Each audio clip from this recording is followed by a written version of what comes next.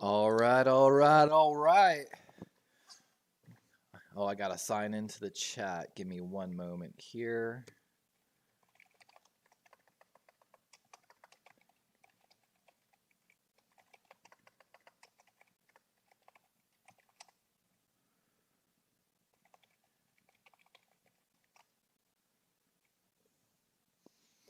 Oh, I gotta do the phone sign in.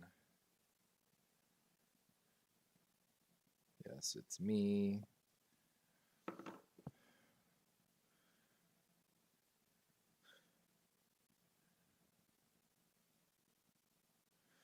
All right.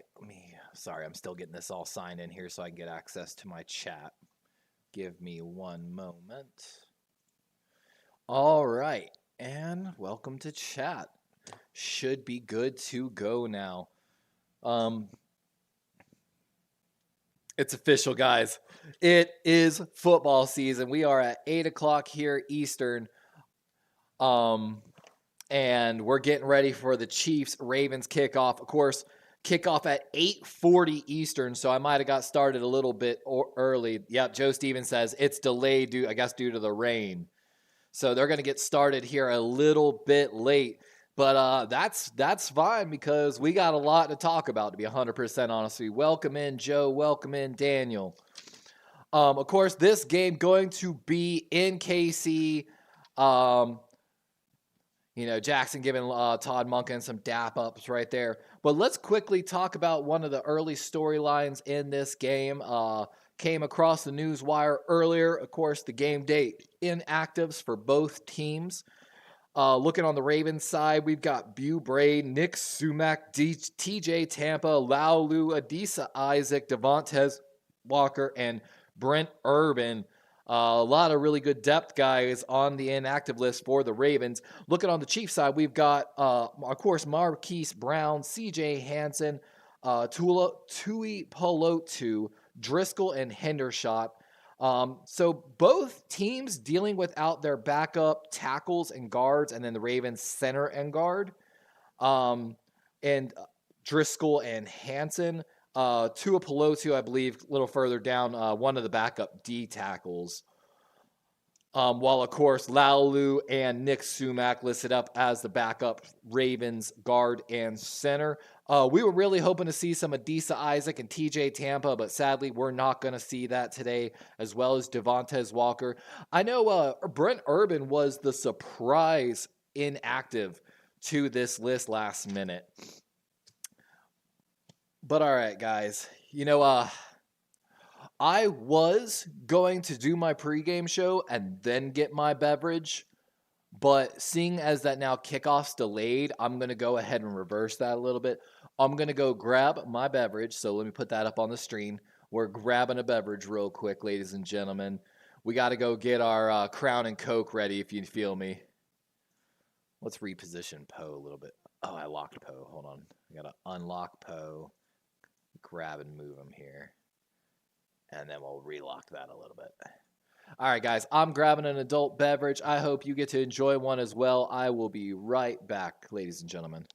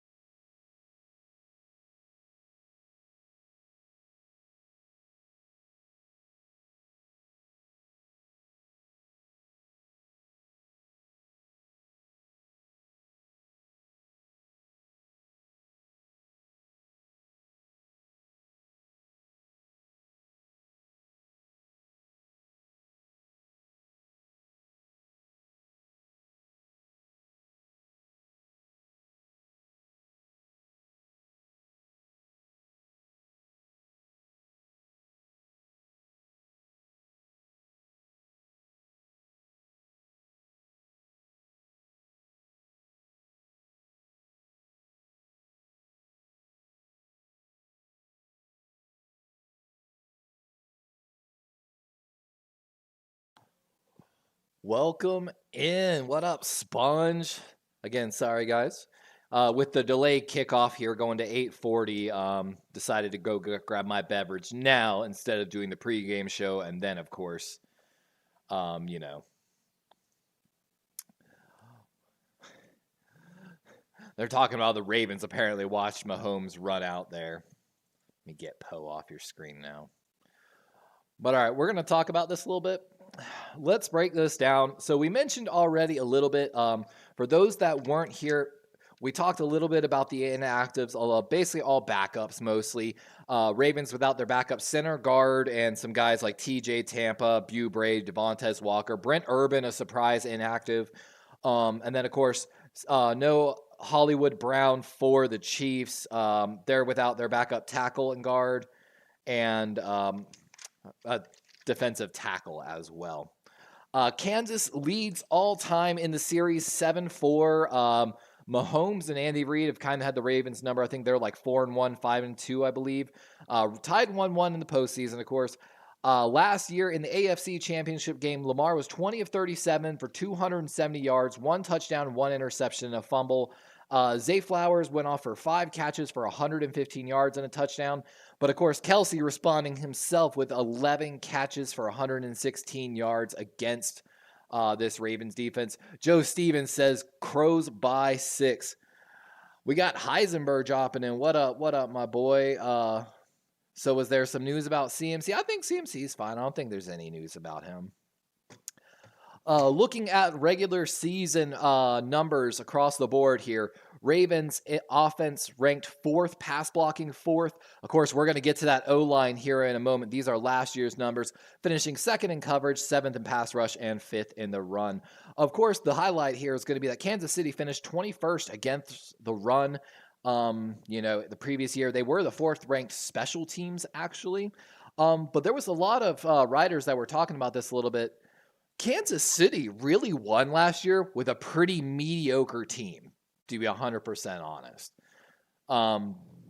Whether they got calls, whether they just played good, clean football. But, Mahomes didn't have like a career year last year. Kelsey, of course, had a great year. And Rashee Rice was a huge part of that. Can we talk about, actually, hold on. We're going to go ahead and open up, I think, the first poll of the evening.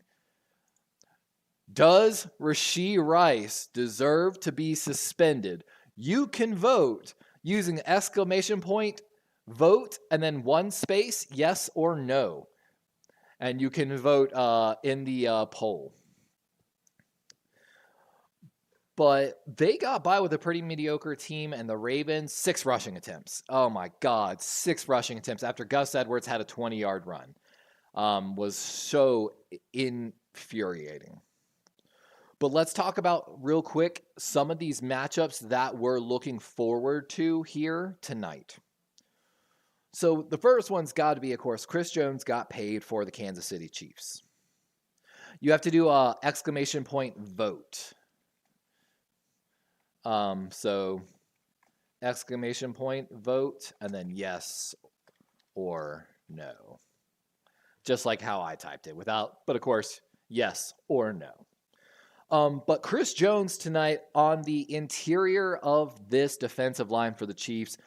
The Ravens got pretty young along this offensive line, moving on from John Simpson and Morgan Moses in the offseason. Of course, Zeitler making the choice to leave Baltimore and sign with, I believe it was the Detroit Lions, if I'm not mistaken. And there we go, getting the first votes. And we've got 1 vote yes, 1 vote no. Make sure you get those votes in before. We're also going to open up some betting here on the night and hopefully debut some new stuff as well.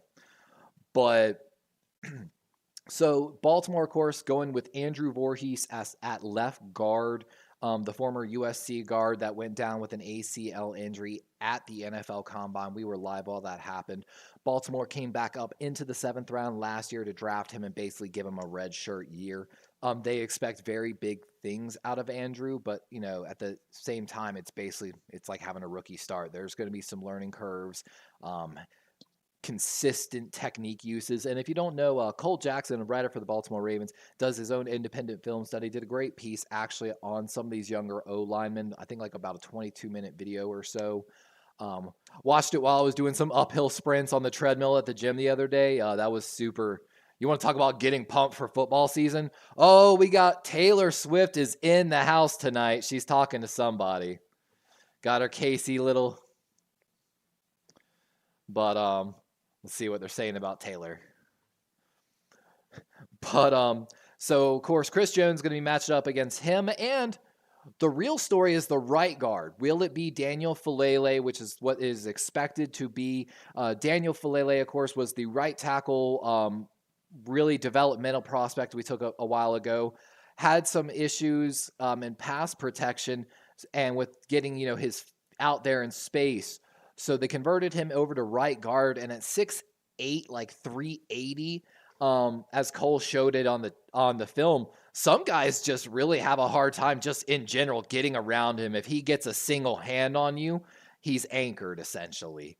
But of course, again, there's some consistency technique issues, pad level, like Cole pointed out, that way he's got to stay on top of. So again, Daniel Falele and Andrew Voorhees against Chris Jones tonight. Patrick McCary expected to be the starting right tackle for the Baltimore Ravens, with Rosengarten being the guy behind him. But Harbaugh has been vocal, just like last year. We might see some rotation there. A big storyline for the Ravens, like some teams, is that they did not play any starters in the preseason. And with that,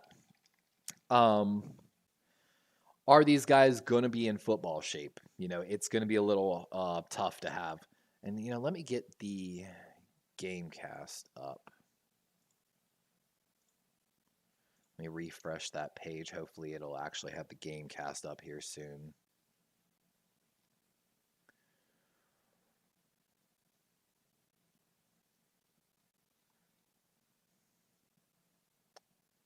There we go. That should be up.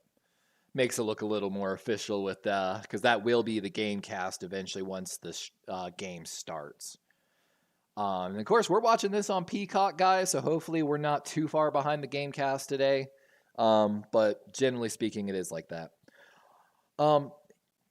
Another fun talking point about this game, Derrick Henry, of course, has played 6 games versus the Chiefs prior to, of course, being on the Ravens. In those games, he's averaged 112 yards, 1.3 touchdowns. So pretty good numbers. We mentioned earlier Travis Kelce, 11 catches for 116 yards in that AFC Championship game last year. Can the Ravens figure out something to stop him? The Nate Wiggins versus Xavier Worthy, first-round draft picks for both of these teams. How that's going to play out. One of the things that we're really keeping an eye on here is some of these younger players. So let me give you some names here. Towards the end of training camp, they actually polled and asked the players on the Ravens 53-man roster, who do you think is going to be the breakout guy in this locker room this year? And the answers were kind of split. And again, these aren't writers. These are the guys in the locker room. Number 1 is someone we talked a little bit about in some of these other past streams. Travis Jones. Ravens draft him 3rd round out of University of Connecticut. One of the crazy things about him was that he played so many snaps at UConn. Dude was big and strong. He's coming, I think, into his 3rd year, if I'm not mistaken, 2nd or 3rd year. And Andrew Voorhees put 38 reps at the combine at the bench press. No one's been able to push Voorhees back at camp, apparently, other than Jones. So the expected, I believe, starting lineup is going to be Michael Pierce, Nnamdi Madubuike, and Travis Jones. So we're super excited about that. Tied in second is Trenton Simpson, who a lot of people know about, going to start at middle linebacker. What up, Kenny? Are you watching the game, having people in the panel? No, this is not through StreamYard, Kenny, so this is not like a panel-style show. This is through OBS, and unless you do Discord and stuff like that, it's a lot harder to bring people in on through OBS. Just that's the one thing StreamYard has, I feel like, over OBS is the ability to collab easier. But OBS, 100% free, basically is the software that's running everyone else's streaming services because they're open source like that. But of course, Trenton Simpson and David Ojabo tied for second among Raven players voting for who they think is going to break out. Tavius Robinson, another guy we're really excited about, got in some good reps last year to help his growth. After that, it was tied between Darius Washington, Brandon Stevens, Isaiah Likely, but Rashad Bateman, and Nate Wiggins all receiving 1 vote. So again, all of those guys kind of keep an eye on for the Ravens. We mentioned a little bit, Ravens didn't play a lot in the preseason, the starters. Will we see maybe a little bit of off timing chemistry-wise? Hopefully not, but if it does happen, you can't say it's not expected, right? Hold on, I got some new RGB lighting over here. Let's see if this will help my lighting a little. If I can, there we go. Oh yeah, wait, hold on, let's go. Nah, yeah, that's a better color. Definitely helps, I feel like, my front face lighting a little bit. Another thing we're keeping an eye out for Ravens flock is, does Monken increase his usage of screens in this offense? We're hoping so. My God, seizure alert on this commercial. There's been some talks of it. I really wanted to see more usage of screens, and I think we will. I've talked about this multiple times on stream. I've talked about this. My preference, as someone that's played a bunch of different positions, whenever I was playing like safety, corner, linebacker, like somewhere on the defensive side in coverage, nothing frustrated me more and made me more tired than playing against an effective screen offense. Not being able to give that 5 to 10 yard cushion on a player and having to always mentally be ready for the numbers game. And it's pretty easy for a quarterback. Quickly look, just like your running game. Your running game should always have a numbers game you play. And if you have an effective screen game, you're basically just playing a numbers game. Oh, that line trips right hard on the wide side of the field, essentially. And they've got a safety, a corner, and a linebacker that's got to go like 10 to 15 yards. Get up to the line, snap the ball, get the ball off, and as long as you've got a good, effective screen blocking, it's always like a good, solid few yards. And then, like I said, then we talked about this also a little bit earlier on the fantasy football segment. Spongy joined us for that. Again, every Thursday, 5 to 6 p.m., we're going to have the fantasy football segment to make sure you get your lineups ready for game day. But we talked about, I used to like to play chess a lot. And so I'm going to use a chess analogy a little bit with how I like to dictate my and I do this in Madden. I do this in every game I play, even every board game. I like to be able to predict my opponent's moves. The best way to predict my opponent's move is to analyze their weakness, exploit it, or apply pressure, which then forces just bad decisions. So in chess, for example, I like to, if I can put you in check without A, of course, losing a piece, but B, more importantly, like if I can just boom, 1-2 really quickly, put you in check, move the piece back, no disadvantageous situation to my board. Maybe I burn 2 to 5 seconds off your clock, 1 off mine. The constant fear of check, I'm telling you, will mess with a lot of players that aren't like at a higher level of chess.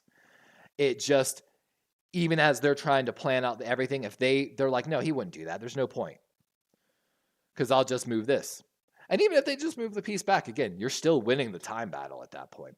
So I like to dictate what's going to happen so that then I can plan more effectively. Of course, they're going to counter. But then I should have a counter to their counter. And then that's where chess gets deeper because you should be like 5-6 moves ahead in your brain, calculating your trade-offs. And with that in mind, let's talk about They have, what is it, Kingsley Sumatea? And I apologize if I mispronounce your name, young man. A rookie left tackle for the Chiefs. And, that's could be a good sign that they're extremely confident in him. But, of course, I believe the Chiefs are going to really game plan to help him if he does need help, whether it be moving the pocket, putting an extra man up there to chip, putting Travis over there to help him. They're going to do something to help him if he needs help. But let's go ahead and exploit that, attack that maybe a little bit. Maybe we can. So case in point, if I can go ahead and exploit that, and they're already planning. So I'm exploiting to push that left side hard, maybe a little push it over, slide some coverages, maybe try to force a bad early throw. So they start moving the pocket to the opposite side. Well, then I should have a next little chunk in my play sheet. All right, so when they start rolling the pocket, how do I design the blitz to look like it's coming from one side, but of course bring like the slot or nickel blitz from the opposite side. So if they start deciding to roll the pocket or some bootlegs or whatever, And of course, then if we start seeing Travis line up on the same side and he's really throwing them chips, again, got a section for that. Let's go ahead. Now we can pay more attention to the running back. We can pay more attention. It might be easier just to bring a man down actually on man coverage. Usually Travis Kelce is unstoppable man coverage. But maybe if he's got to spend an extra second to chip to help the left tackle, just like someone chipping him on the line of scrimmage, might be able to dictate the game plan a little bit. But, who am I? I'm an armchair, lower than an armchair quarterback. We talked about a little, and again, we're just kind of space filling here a little bit, talking about the preview of the game because the game is delayed to 8:40. Lamar was snubbed from MVP predictions. NFL, ESPN, a lot of the sports writers had to put out their predictions for the MVP this year. Lamar didn't get a single. Now, and again, I understand not the majority. I understand not unanimous. I understand, like a lot of scenarios, the only scenario I didn't understand is zero and being snubbed. Talk about, again, bulletin board material, ladies and gentlemen. That's all I got to say about that. Talking about free agency, though, let's talk about some of these losses the Ravens had. Of course, Geno Stone ended up going to the Cincinnati Bengals for less than what I predicted for him to go for, and actually less than I was willing to pay him. PQ or Patrick Queen over there in Pittsburgh. We wish you the best, PQ. I do love PQ. I wish him the best other than 2 to 3 times a year, if you know what I'm saying. Welcome in, my boy. How you doing tonight? Of course, Clowney ended up going. Did he go back to Carolina? No. Was it Carolina? Yeah, it was Carolina. Going to his USC roots over there. Look at that girl. She vibes, straight vibing right now, like the security person. She got a little thing on. She's straight vibing in the background. They had to cut the camera off. That was funny. And of course, the O-line replacing Voorhees, Simpson with Voorhees, Falele taking over for Zeitler, potentially Cleveland in that rotation as well. And then, of course, McCary and Rosengarten taking over on the right side of this offensive line. Chiefs, not a lot of change, I think, in free agency, if I'm not mistaken. Fun little fact, guys, though, for Ravens flock. Hear me out. I was reading something about Monken. Monken actually didn't take off till his second year at Georgia, where then they went on to win back-to-back national titles. Monken said there was going to be a lot of this now is letting Lamar. Everyone knows the verbiage now. Everyone's more comfortable. They can install more parts of the offense, which we talked about earlier. I think some of that's going to be the screen offense. And I want to. I brought this up in a few. I don't think people have talked about it enough. Sorry, they were doing a moment of silence there for someone. I believe the school shooting victims.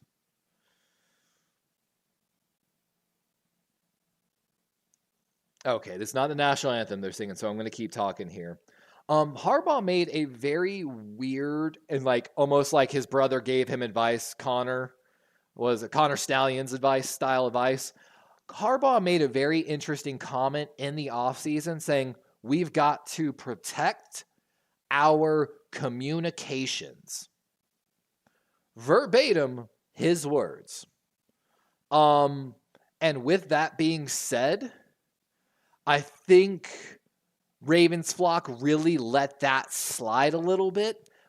Not just Ravens flock, but everyone, because I hate to say it, we're a small market team.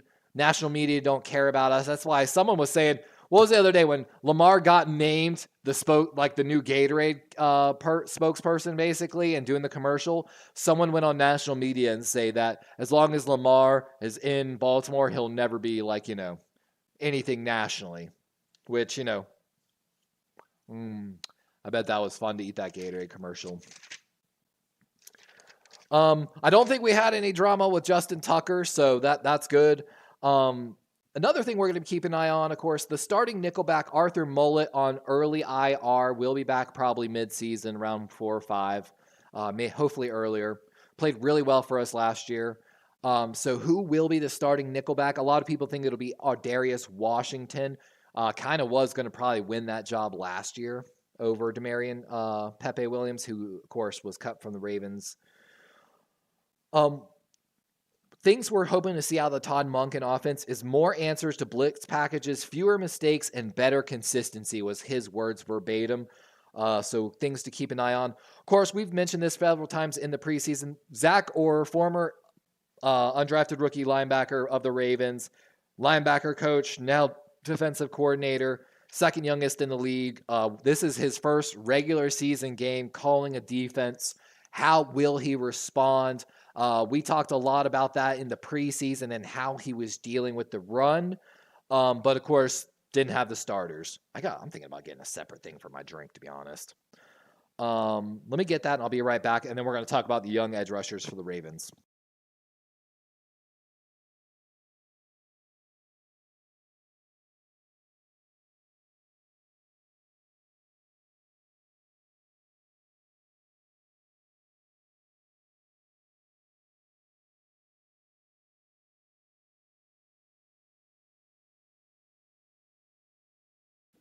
For those that weren't here in last year, your boy Darwin ended up spilling his entire drink on his PC, his soundboard, and everything. So we used to have the nice Mike Boone setup, podcast style, real nice, you know what I'm saying?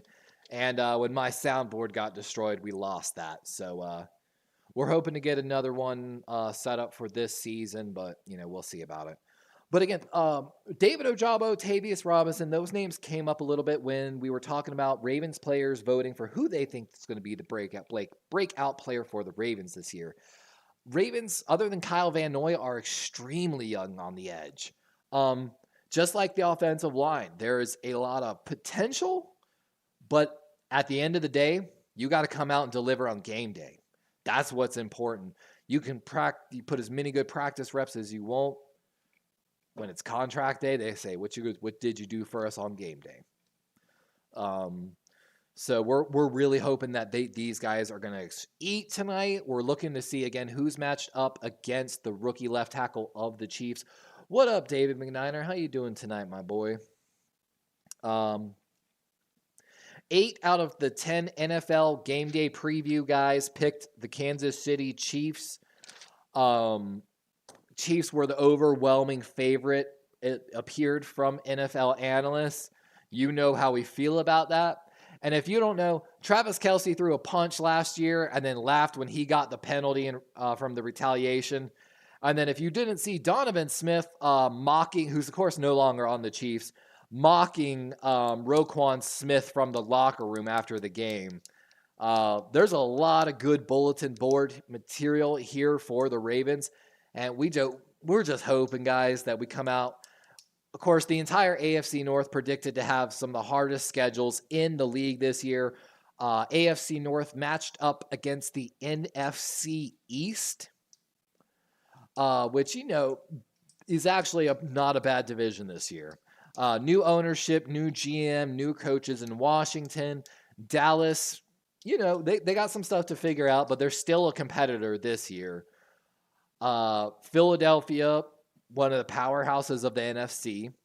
And New York actually with a very solid defense and some good offensive pieces. I think New York finds their identity a little later in the year. Like after 4 or 5 weeks, I think they're going to hit stride a little bit and figure it out. But 8:33, we've got 7 minutes now till kickoff. We got the lucky Raven ball. I would literally, guys, on our Super Bowl run, what was it, 2013? That Super Bowl with Jacoby, and I want to talk about that because, of course, we mentioned before, the Ravens are going to be wearing stickers for Jacoby Jones and Coach D this season. Jacoby, man, that Super Bowl run was like the first time I actually ever had friends that like went out to the bar and hung out and watched the games. And they weren't even really Raven fans, but they came out and hung out with me and were like, chose to become kind of Raven fans in a sense. And we would go to Buffalo Wild Wings and take turns buying beer tubes. And we'd go through 2 or 3 beer tubes, just each one of us taking a turn to buy one. If you haven't done it, it's a really cool thing to do with your buddies. And it was just a magical run that year. The Mile High Miracle, going into Foxborough and beating the Patriots. Just everything about it was a magical run. And so Jacoby always had a special place in my heart, and I loved him. So for Kobe and Coach D, right? And they're doing some pregame honors here now before this game gets started. Looks like the rain's finally clearing up a little bit here at Kansas City Stadium. And again, guys, I really wish... I don't know how to tell my Streamlabs to remind everyone that there's a poll. You can vote for... Does Rashee Rice deserve a suspension? You can vote in the poll officially by doing !vote, yes or no, and register your votes. We've got 2 votes in already from Joe and Spongy. We're also going to go ahead and get ready to open up the official start of the betting as well. Who will win? You can bet on the Cheifs or the Ravens. Minimum is 10 loyalty points. If you don't know how many loyalty points you have, you can do !points, and it should tell you how much you have, or my Streamlabs bot should tell you, I should say. Of course, it's my channel, so I have as many points as I want. But I took this little ball, and it says, like, here we go, Ravens. It sings the Ravens fight song from the marching band.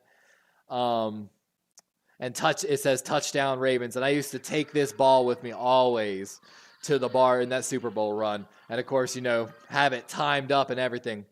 What's funny, guys, is we've got a new feature on the channel, too, we're trying to test out. So, again, loyalty points are awarded for hanging out, being involved in the chat, super chats, memberships, subscribing to the channel, things like that. Oh, we've got another vote, and we've got 3 votes officially with David McNiner's vote. Poll says, okay, it doesn't close. Good. Doesn't close till I close it. You can officially redeem your points, because I was trying to think of fun ideas to let my viewers redeem their points for. And I believe if you put !redeem space squats, I will let my viewers redeem their loyalty points to force me to do squats either at the end of the game or at halftime. Trying to think of weird, funny things you can do. If I had like other cameras and stuff like that.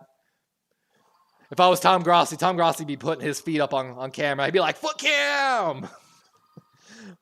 I'm not giving y'all access to the foot cam, sorry.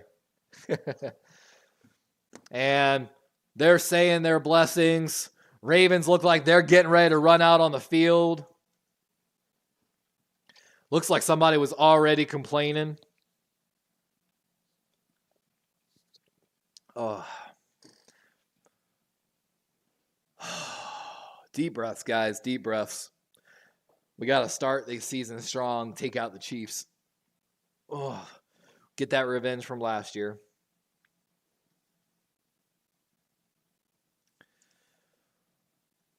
And if you're new to the channel, of course, we cover every Ravens game live. We're going to be covering the Packers-Eagles game, doing more of a hangout than play-by-play. We're doing Rams versus Lions on Sunday night. Of course, Saturday night, 10 p.m., we've got Jackbox Gaming. If you don't know, ask David McNiner. It's an adult-style show where we sit back, have a drink, usually on Friday nights. But it's that weekend vibe, have a drink, and we play different little fun style games where not only can people who aren't like actually on the stream join us and play, but also if the lobby is full, a lot of these games have audience roles where you can then interact with the players and like vote for what you think are the funny answers and kind of almost join in a sense. And it's a very relaxed, fun, adult style humor show. But if we've done it now for 3 weeks, this is our first season of ever doing the show. So make sure you come back. We did have a series we planned called The Commissioner of the North, where I played the commissioner of the AFC North, making sure that, of course, we are the best, division in football. We've got some writing done for that, but I didn't get the video done. So, I think you just have to do. I want to 100% make sure I get this right for you. I don't think you need all that. I think it's I bet Ravens or, of course, the Cheifs. Got to write it, spell it right. And then either a number between 10 and 10,000 or whatever, 100,000. So, of course, I'm going to bet Ravens for 100,000. Let me double check that. My bet. Sean Krokowski. Will I be able to sync this with the game when it starts? I'm going to try. I'm watching this, and my bet did register, so that's how or Joe's bet. Yep, Joe, your bet got in, by the way. There we go. Streamlabs even said it. I'm going to try. I'm on NBC Peacock service watching the game. I have noticed, though, that it is sometimes slowly behind the actual broadcast in local markets and live television. However, I will also have the ESPN Gamecast up once it starts. You kind of see that on the screen a little bit. And we notice sometimes Gamecast is ahead of us, but at the same time, for anyone that's unable to like really, watch the game or wants to follow along, I try to give that service. Oh, we've got the national anthem, guys. They're asking to remove the hat. Your boy's going to show his bald head for a minute while we now have the national anthem.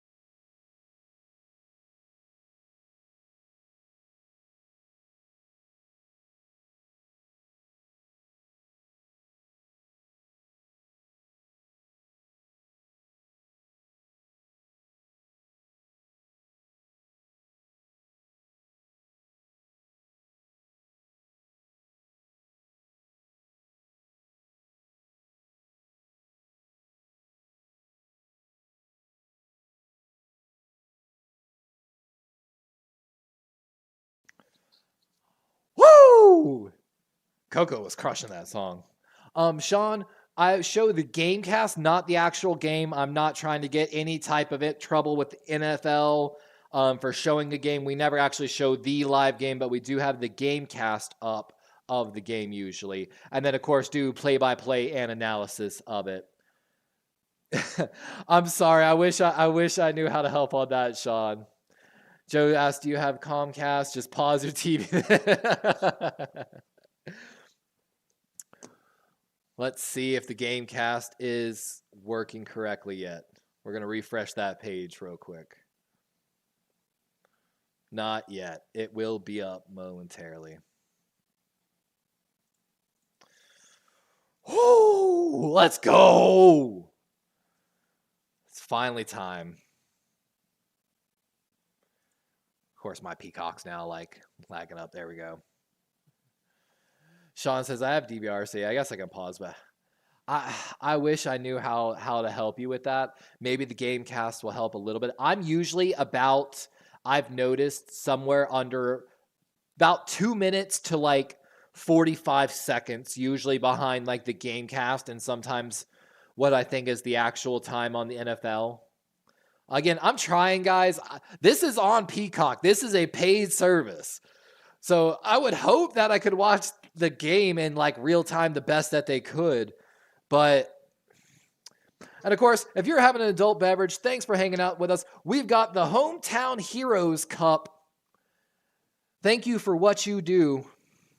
And cheers as the Chiefs are getting ready to kick the ball off to the Ravens.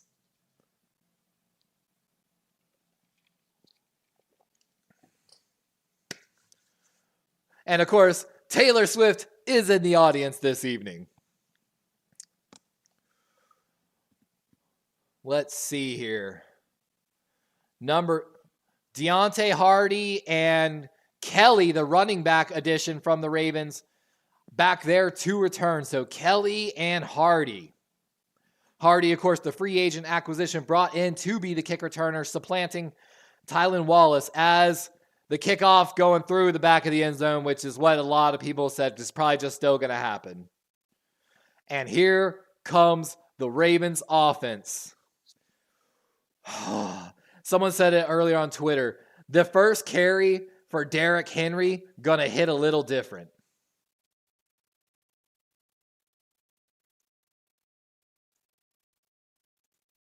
And there we go. We've got the game cast up now officially. Hold on. I'm going to zoom in on that to make it a little bigger for y'all. Yeah, much better now. Much better. Here we go.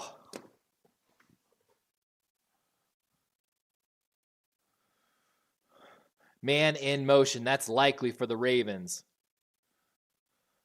Stacked wide receivers right. Lamar going to hand it off to Henry, going left, and that's maybe a yard or two. Not much for Derrick Henry's first carry. What's happening, my boys? Welcome in, guys. Welcome in. Football! And what's up, guys? What's up? 2nd and 8 after the Derrick Henry handoff. Power formation out here for the Ravens. Justice Hill the back. Little bit of a Justin Hill moving it out. Empty backfield. Lamar looking that way. Short pass to Zay and short catch for maybe a yard or two, but we've got a flag here on the play. Came in from the right side of the Chiefs side. Let's see what the penalty is. 5 yards. Is he staying on Chiefs offsides? No, but it's on the Ravens. An illegal formation on the left tackle. So Stanley wasn't lined up correctly? Wow. Wow. I mean, oh. Man, that's a crazy penalty to start the game. Oh, did the Gamecast move? It did. There we are. 2nd and 13 after the 5-yard penalty. 4 wide for the Ravens. Lamar looking left, right. He's pressured. He has to get rid of it. That's Justice Hill with a small catch and going to be back to the line of scrimmage to start with. 3rd and 10 here for the Ravens. 13:45 on the clock. Come on, Ravens. And this is something we talked about a little bit in the pregame show, guys. Chris Jones versus the young Ravens, and Daniel Falele beat soundly by Chris Jones there, and that might be a theme for the night. And that's, like they're saying, was a huge concern for coming into this game. 3rd and 11 officially. Lamar with a deep drop, stepping up, little pass to Justice Hill again, and gets to the first down and out of bounds. And we're seeing a lot of these just little halfback passes, but as long as it's a first down, I don't care. Keep it coming. And Justice Hill has been in. Derrick Henry came in, ran once, and he hasn't been back in. I swear. All right, Derrick Henry back in now. Patrick Ricard. Ravens in a classic I formation here. Likely the man in motion. Handoff going to the right. Looked like it should have gone to the left, and no gain for Derrick Henry. And I'm going to say something uncomfortable. That looked like a really slow run. I really hope not. As they're introducing now the Chiefs defensive players. Didn't do much, but they did read some extensions with a lot of their guys like Tranquil and Dana, I believe, to keep them all there. Steve Spagnuolo, though, a veteran defensive coordinator here. 2nd and 9. Ball at the 48-yard line of the Ravens. Henry, the lone back. Shotgun formation. Lamar dropping back. Oh! And he was just trying to get the ball to Henry. The Chiefs players were reading it all day. Eyes in the backfield on the edge and batted down. We've got a flag on the Ravens. I would decline this penalty. Dang, and it's the illegal formation now on Patrick McCary. They said they're going to call these penalties a lot, and Harbaugh is letting the refs hear it a little bit. Harbaugh over here.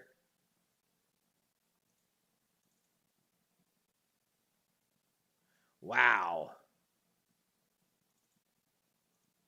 And now we're showing bad coaching right here. This is really bad coaching with the penalties.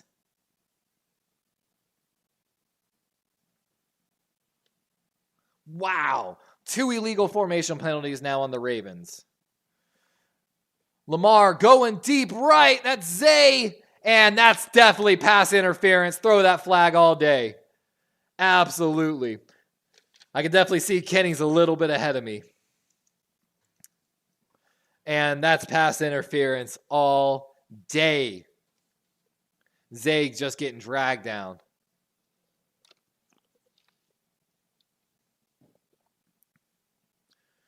Kenny says Streamlabs is uber sensitive. Yeah, it really doesn't like the cussing. I've noticed, Kenny. I've noticed it really don't like the cussing. I'm going to try to lower the protection a little bit. Hopefully that'll help a little bit.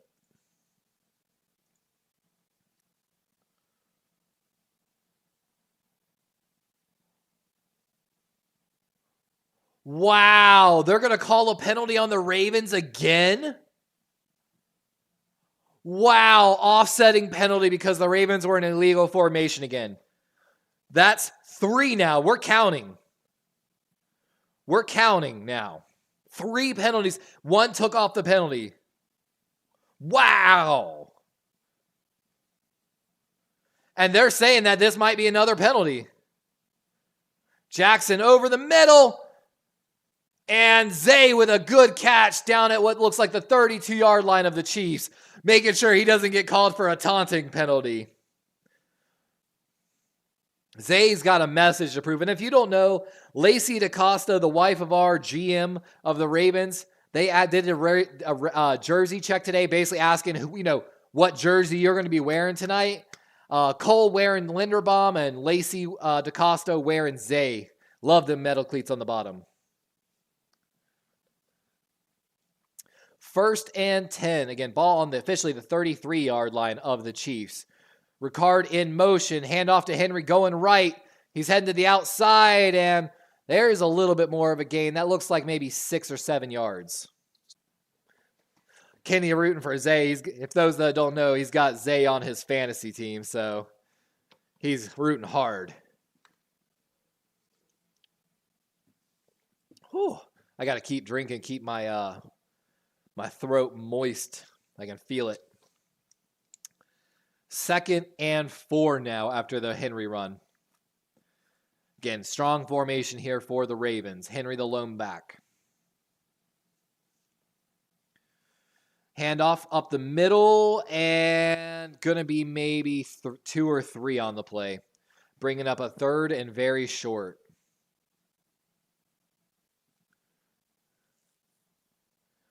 And like they're saying, the matchup here, Chenal, number 54 of the Chiefs, just same size as Derrick Henry, comes down here and fights through Ronnie Stanley's block to actually make a pretty good play on Henry as he tries to push forward. Stanley. And we're really hoping this offensive line picks up some momentum here late. 3rd and 1 officially.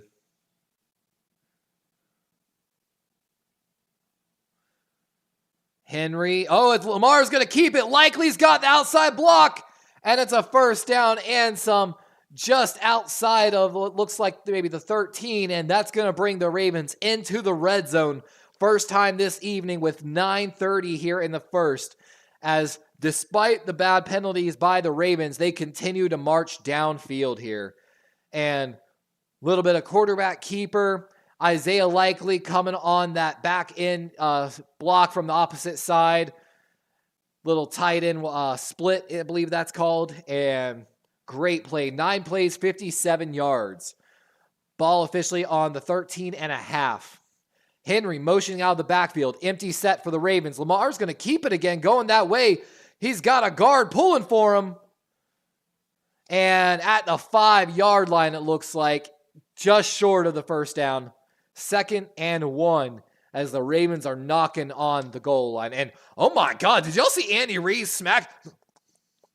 He looked like he was smacking cocaine gum there. Not going to lie. Kenny says moist is a Jackbox word. I know I'm going to have to check in on my fantasy teams here shortly. 2nd and 2 officially. Ball on the 6. Handoff going right. That's Henry, and he's in! Touchdown! As the Ravens take an early lead. And I'm sorry, that's the only Derrick Henry... We don't have a Derrick Henry gif yet that is purple because, we haven't had any snaps in the real purple yet, so... Let's go. And that's what we need to take that early lead. And of course, here with the Justin Tucker PAT, we've got a 7-0 game with 8:14 in the first to start this season. Let's go. Like Azo said, first touchdown of the season for Derrick Henry. I hope everyone's fantasy leagues are doing good.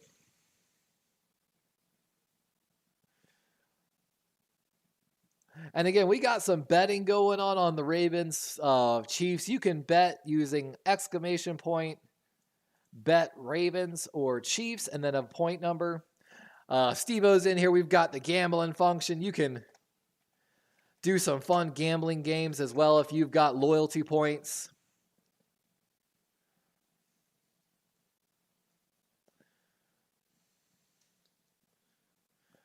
There we go. Of course, it's my channel. I have as many points as I like. But we've got fun games. You can do a gamble where you can gamble some of your loyalty points away. We've got, of course, the Magic 8 Ball. You can ask questions. You can play slots.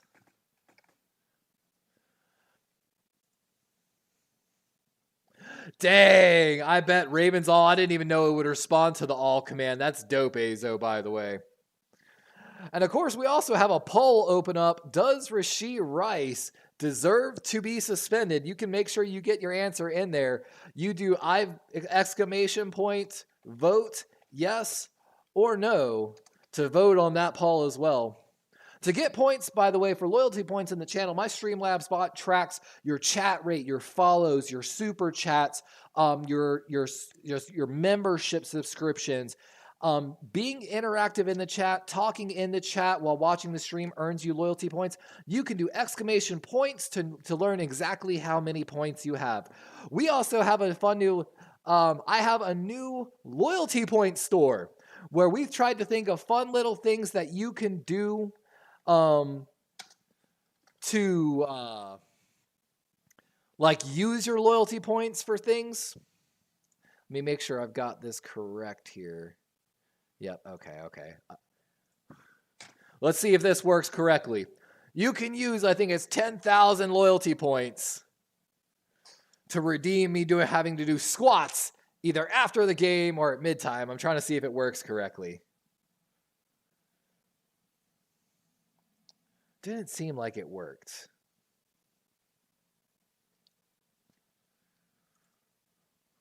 Very nice, though. But yeah, like I said, you can do exclamation point points to learn how many points you have.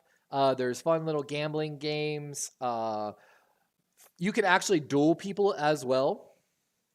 You can do exclamation point duel, the name of the person, and then a point value. And then the person can then accept or decline the duel if they have the points. Let's see if Streamlabs bots. Yep, there we go. As Streamlabs bot will show you as Kansas City gets this kickoff return here and gets tackled. Had a pretty good return, but tackled short as the Chiefs are going to get started here. I believe short of the 35. And again, I can't believe Rashee Rice is not suspended. It's absolutely criminal that he's not. That's why we've got the poll up. You can vote on that poll as well. As Streamlabs tells you there, because the AI is always listening. 1st and 10, ball on the 33-yard line. Little quick pass to Rashee over the middle left side. And Chiefs are getting started quickly here as they're going to probably get, like we talked about, to protect that left tackle, get the ball out of his hand quickly. Pusha says, Ravens moved the ball down the field easy. What did he do? I mean, it was pretty good. The runs weren't looking that good. Ravens had 3 penalties to start the game on lining up incorrectly, so that's not how much. I believe you can bet up to 100,000 points on it, but you can only put 1 in. 1st and 10, and Mahomes getting pressured. He's going down. And would have been a sack, but I think he just got past the line of scrimmage as he fell. Nnamdi Madubuike. And of course, for those that don't know, Justin switching his name to Nnamdi, if I'm saying that correctly, his Nigerian birth name, if I'm not mistaken. Super excited for that young man.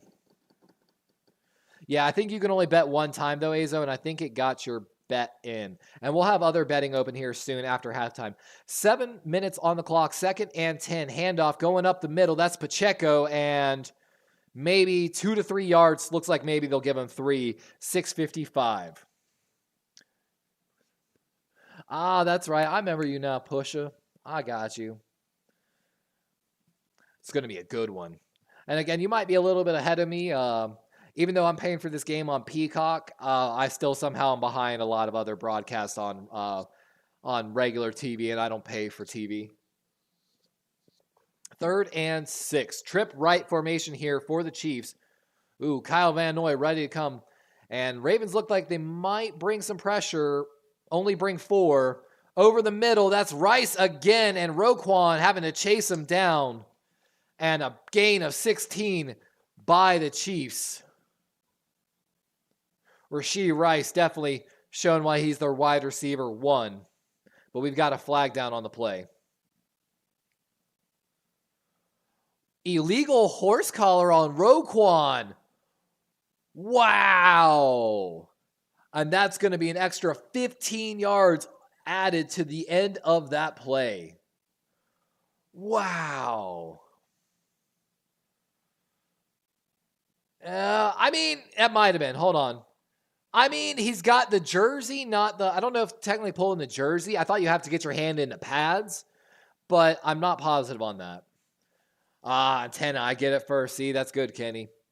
1st and 10 after the penalty. Ball on the 21 of the Ravens. So Xavier Worthy on the end around. He's in, and we called it. Someone asked me in my fantasy league, Xavier Worthy over 60 yards, and I said, I expect him to have an end around that goes for a good gain, and there it is. As the Chiefs march downfield in like 4 plays and score to even this game back up. Ladies and gentlemen, it is football season. And look at all those Chiefs out there in space. That is great blocking by the Chiefs. And, I mean, we talked about the end-around potential of Xavier Worthy before this game, before this week even. And it's just sad to see the Ravens get exposed right there when even we knew that would be coming sometime. That's so rough. Like, oh my God. And like Azo said, going to be one of those games, huh? A slugfest. The defense better show up. And offenses always start hotter than defenses. It's always that case, you know. But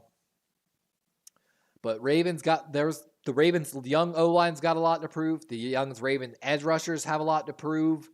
The fact that we had 3 penalties on our offensive line not even being able to line up correctly, despite the NFL constantly telling teams apparently this offseason that they were really going to call this. And this is partly because we saw last year who was doing it. A lot of teams were doing it against Myles Garrett where like the tackle was so lined up officially out of where he's allowed to line up, and it was creating an unfair advantage for offensive linemen to block edge rushers. And we saw some egregious penalties last year on it, and the NFL said, all right, guys, we're going to call it then. And like I said, 3 penalties already on the Ravens tonight opening drive. That drives me up a wall, guys. That's on the coaching staff. That's 100,000% on the coaching staff. And one of them took away a big penalty for Zay Flowers. Azo said, tell me about our D-line. So, of course, Michael Pierce starting at nose tackle. Madubuike, 13 sacks last year, re-signed. But the real thing is Brent Urban on one of the late inactives for the Ravens defensive line. And if you ask among Ravens players, they did a poll on who they thought was going to be the breakout player this year for the Ravens. Travis Jones, the University of Connecticut draft pick we took, 2 or 3 years ago, played a ton of snaps at UConn, got some good snaps last year to work on his growth and development.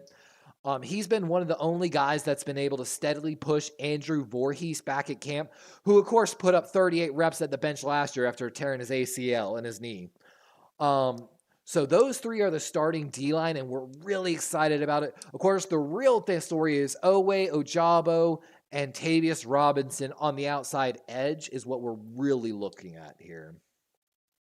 Like Kenny said, that was just a great play. I know it was a great play, but it's a play even I said was going to be coming, you know, like before the game started.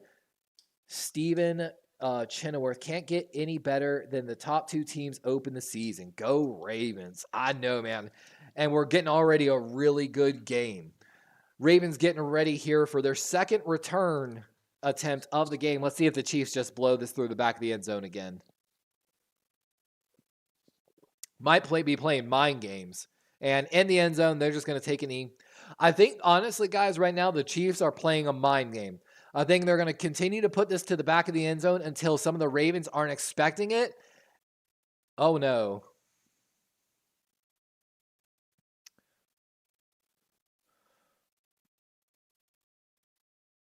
Okay, both players, they had Trent McDuffie and Herring for the Chiefs, had a head-to-head collision.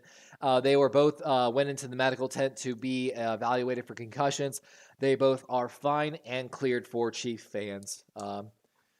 You know. But 1st and 10 here, ball on the 30-yard line for the Ravens to start their second offensive drives. Chiefs look like they're bringing some pressure. A lot of men up at the line of scrimmage. Play action. Lamar, little soft pass to Likely, and that's a huge gain. Looks like a gain of 15 down at the 45-yard line as the CCU product, Teal Nation, makes a big catch there.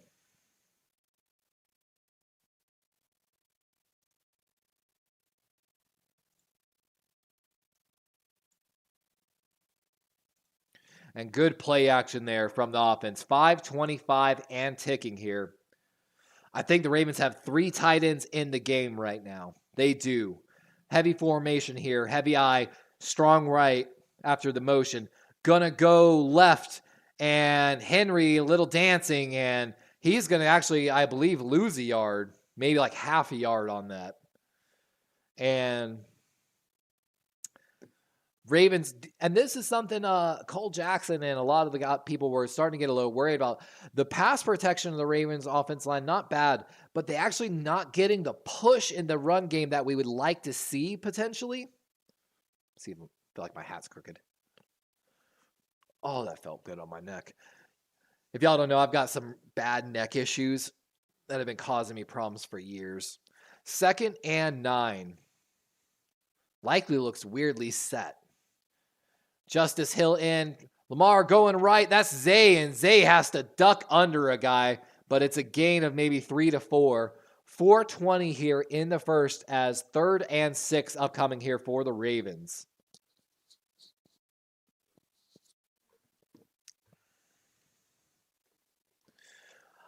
Steven says, I think the new rule on the lineup is bull because a lot of penalties. And that's the thing. But Steven, last year, there were teams that were abusing that. And they weren't calling it. And it technically was against the rule book. So it just sucks that it's only ones that we've seen so far have been against the Ravens. Shotgun snap. Lamar, a little halfback pass. And Justice Hill hit after maybe a gain of 1 or 2. And that's going to bring out probably Tucker. And we've just seen nothing but passes to the halfbacks right here to basically open the drive.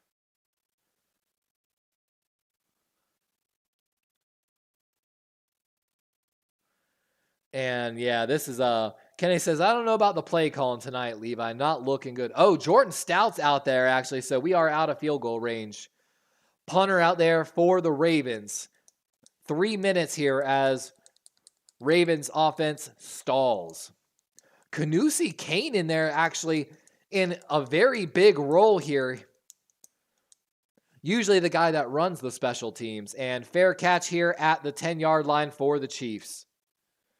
And a little bit of smack talking here between the returner and one of the Ravens players. Probably saying, you lucky boy, you called a fair catch. I'd have hit you. But, yeah, nothing but halfback passes here. Maybe, again, I've got faith in Monken's long-term planning in the offense. He let me down hard last year in the AFC Championship game. I'm not going to lie to you. The 6 rushing attempts was awful. The penalties are kind of inexcusable to start. And Falele got beat bad already once. It's too early to call everything a problem yet. But I'm going to be honest, if we get through half of the second quarter and I'm still seeing some of these same issues, we're going to start talking about addressing the problems and like solutions. Because if you're new here to the channel, guys, on Darwin's Raven, we got some old advice from a military guy a long time ago. Don't ever bring a problem to your leadership or your superior unless you're also bringing a potential solution. Or if you are so stumped, you make sure to let them know and ask, I need help figuring this out. And then it should be on your leader to help you grow yourself and kind of not just give you the answer, but help you figure it out, point you in the right direction. You know what I'm saying?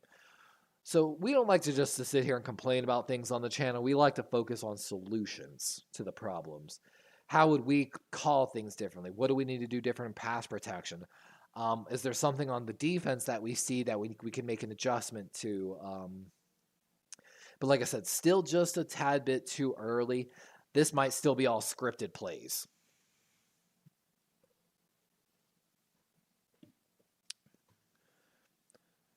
Oh, man. But this is going to be a rough one. Like, we knew with the line, the edge rushers, Zach Orr calling his first game. No practice, no preseason snaps, basically. Which, I'm going to be honest, I understand 100% not revealing competitive edges. I talk about that a lot on some of these other shows that I go on, that there was, like case one on special teams, there's no reason to really show anything because the ability of having some type of competitive advantage on something like that would, be huge. But it was the Ravens offensive line that good that they couldn't give anything away, or were they just, no, I don't know. 1st and 10 here, though. Ball at the 10-yard line. Mahomes little dump this ball out, and Pacheco makes a man miss. He's open, and he's out of bounds what looks like around the 30-plus yard line. Took a pass in the backfield behind the line of scrimmage, and let's see who misses this tackle here. So little play action, escapes out of the backfield, and that's Malik Harrison absolutely whiffing in space here. Very unusual for him, but Pacheco with a great move, and that's a 25-30, so he's at the 32-yard line officially. Empty backfield. Mahomes looking over the middle. He's got Rasheed, who's matched up on Roquan. Why is Roquan...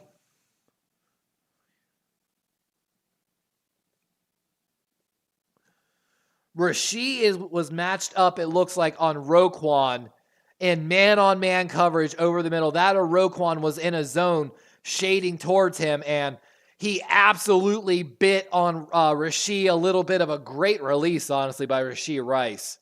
That is not a great way to start the game.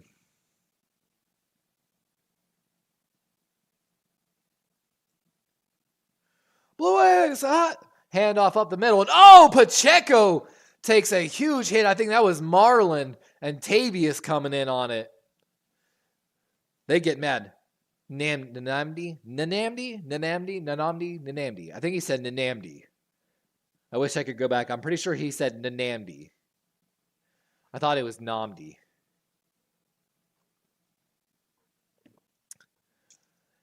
Pretty silent night so far from Kyle Hamilton as well.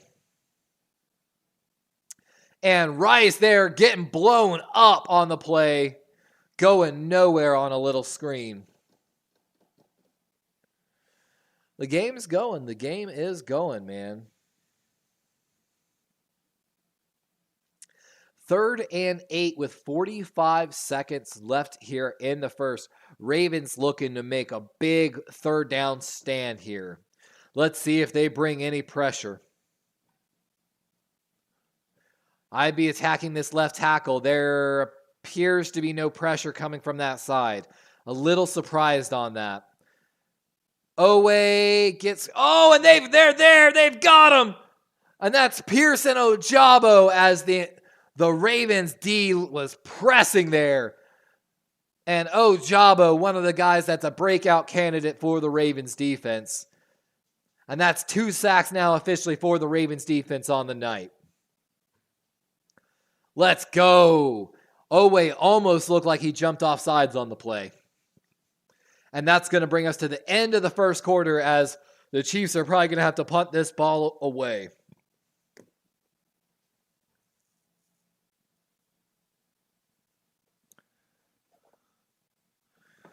And like they're saying, man, got to catch your breath. We've had such a fast-paced game, I feel like, to start.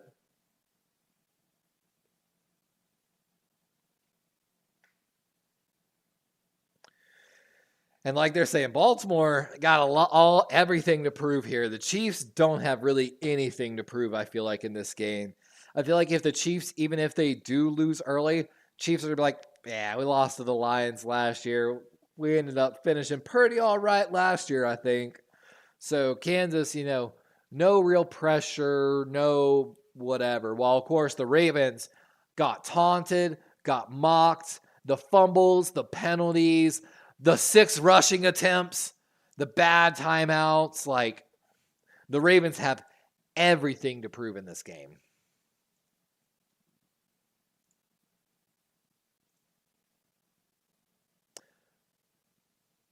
And again, Streamlabs does not allow people to send paragraphs. It's just generally considered, the etiquette kind of deal. And that was funny, Kenny, is I moved Streamlabs down to the minimum coverage. So it's Streamlabs moderation is at the absolute minimum. And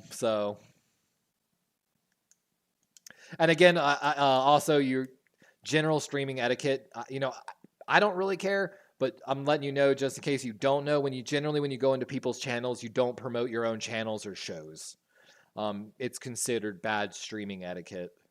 But again, I don't really care, but Streamlabs, that's the reason why it has stuff like that. And why it has link protection and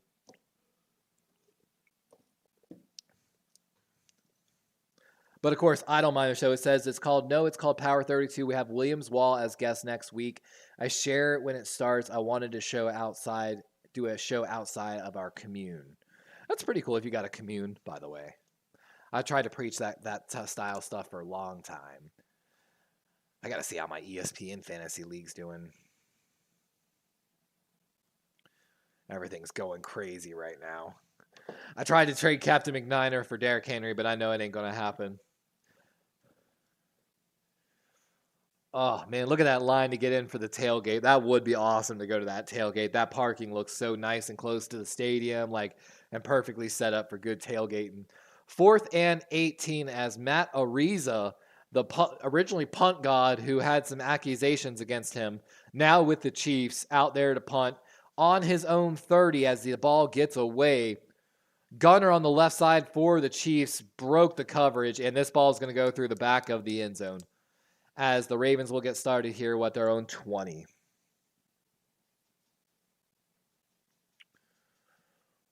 Philly, I don't know, maybe Streamlabs might have put him in timeout again.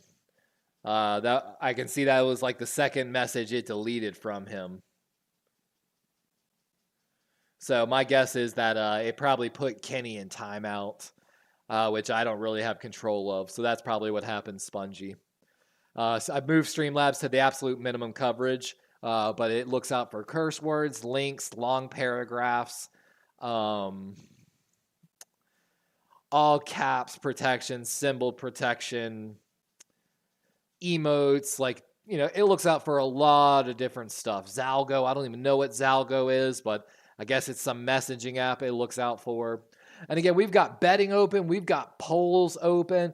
Gambling's open. And Rosengarten coming in the game here at right tackle for the Ravens. I wonder if that's going to be a permanent move here, if it's just a rotational move. And Lamar making an adjustment. Ravens going to shift a little bit here. I'm expecting some play action. It is Ravens under pressure. Lamar strip sacked, but he got the ball back. And they're saying it's still loose as the ball might have come back out. And they're saying Kansas City's ball. It definitely looked like Lamar had it first, but I think it was Fulele beat again by Chris Jones, which we talked about, one of the first talking points of the show. And it is. There's Chris Jones. He's matched up against Rosengarten and Fulele. Gets by 2 of the Ravens offensive linemen and strip sacks Lamar. Man, that's what we talked about. You got to do, by the way, you have to do not only, you can figure out how many points you have by doing exclamation points, and then you can do exclamation point gamble and then the point number, and you can gamble with how many points you have. But Chris Jones getting by 2 different Ravens players. And it's my channel, so I have as many points as I'd like. And Pacheco gets away from a man, and that's going to be Owe with the tackle as the Chiefs now down at the 11-yard line in the red zone. We got a flag late on that play. Holding on the Chiefs. On the Travis Kelce, actually. So going to negate that play and back them on up 10 yards.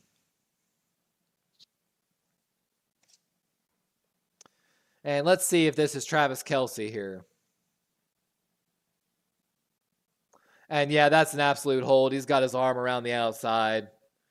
And Jason, we talked about it a lot on the pregame show, these young offensive guards and tackles against Chris Jones, and this was going to be the pressure test to see if they lived up. And Falele and Rosengarten getting beat that badly. Two guys running after Chris Jones looked really bad. Mahomes looking right. He had Pacheco. Malik Harrison had his back turned, wasn't even looking at Pacheco. And Mahomes took advantage of it, but off the hands of Pacheco in the open field, right through his hands. And then takes a little bit of a hit afterwards there by, I believe that's Marlon. That is. And that's a rough one. Like, the points, like I said, you can use for like gambling. You can play slots. You can do the heist. You can play Magic 8 Ball. You can bet on the game. You can duel people. There's lots of different ways to use the... So let me give you some examples here.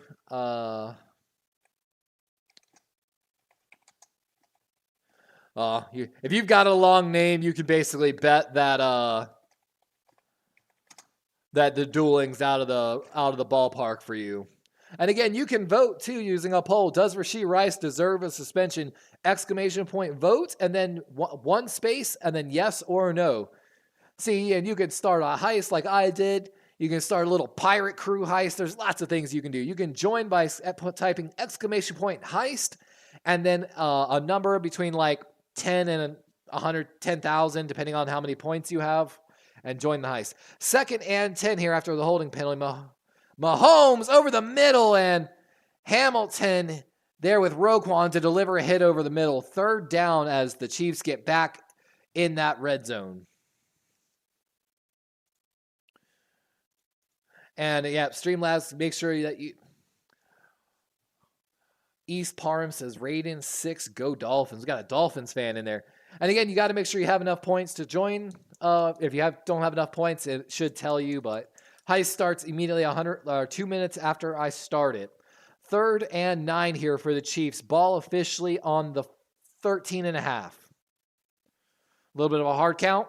Mahomes looking left. He's going to go there, and it was caught but dropped after a great hit is delivered by Marcus Williams. That was going to be a great catch. Again, he says, I can't wait, a long paragraph. Again, it's all about streaming etiquette and what goes, you know. And that was a great hit, as here comes Harrison Butker out for his first field goal attempt. Chiefs looking to take a 3-point lead here on the Ravens with 13:40 left on the clock. And the kick right down the middle. Chiefs up 10-7. And let me fix that quarter, actually. We are officially in the 2nd quarter.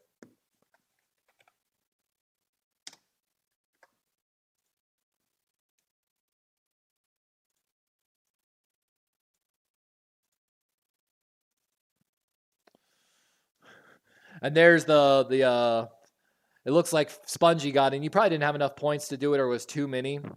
But Spongy, a crew of pirates and raiders check their flintlocks and sharpen their cutlasses as they disembark for Blackheart Island. A poisonous fog sends half the crew to Davy Jones' locker. The rest escape with a handful of plunder and a tale of plenty. I lost all my points. Spongy gains 300 loyalty points. And again, that's one of the fun games that you can play. I next stream will have a command here of all the things that you can do. Again, you got to hang out and be part of it, right, to figure it out. And again, there's betting going on the game using loyalty points. No real life money is bet, of course. We're not breaking any laws here. You can bet on who you think the Ravens will or Chiefs will win using those loyalty points as well. You can do I bet either Ravens team, either Ravens or Chiefs. And then, of course, a number between and like 10 and 10,000. That's one of the many ways. The movie Idiocracy needs more notoriety. You are so not wrong on that, Kenny. I tweeted that actually out a long time ago. I said, man, this is the documentary, or the comedy turned documentary. It is terrifying. You can actually duel people as well using your loyalty points. I will use an example here. I will duel. The longer their name is, the harder it is to do the duels. But this should work.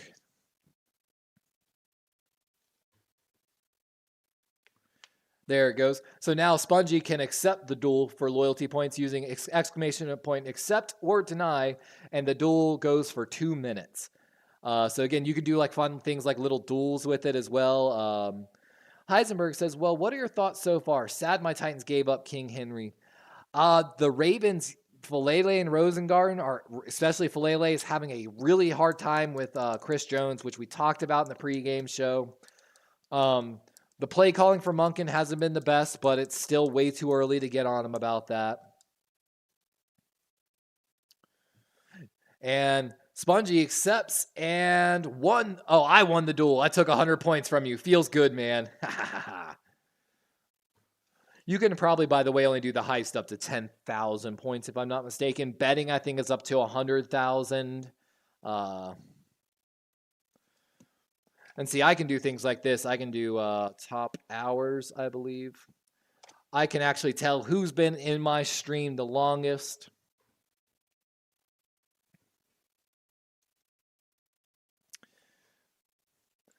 And there we go, from 1 to 10, basically. I can put who's been in my channel the longest over the time.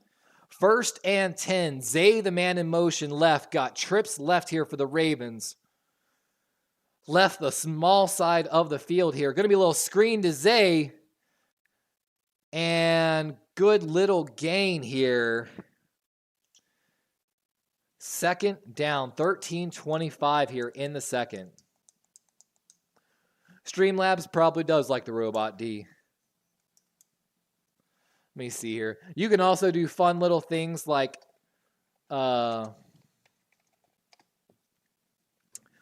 you can make the Streamlabs bot do things like pray for people, where then it'll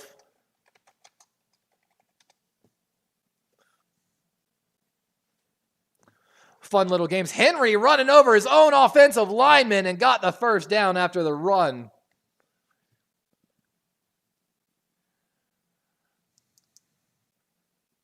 $12:45, and like the announcers are saying here, it just doesn't look clean, you know, like.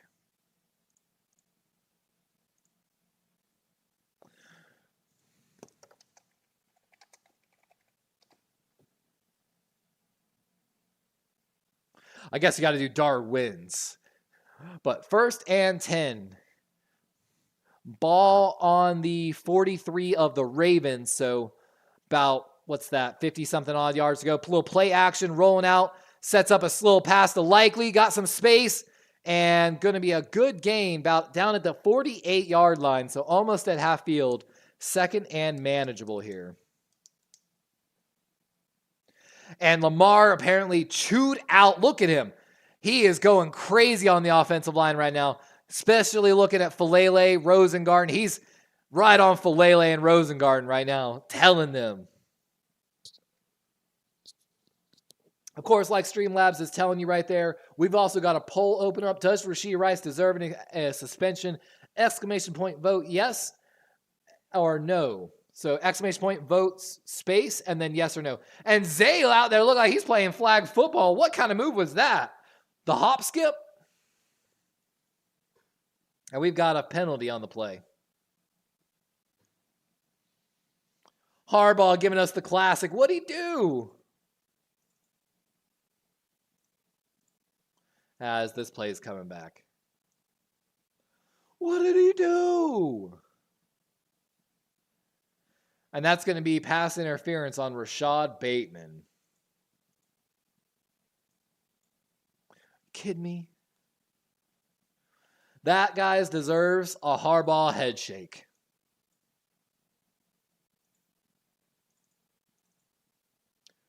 We're hoping the Ravens offense gives me a reason to use some of these gifts. 11:25, 2nd and 15 after the pass interference penalty on Bateman. It's getting loud in Kansas City.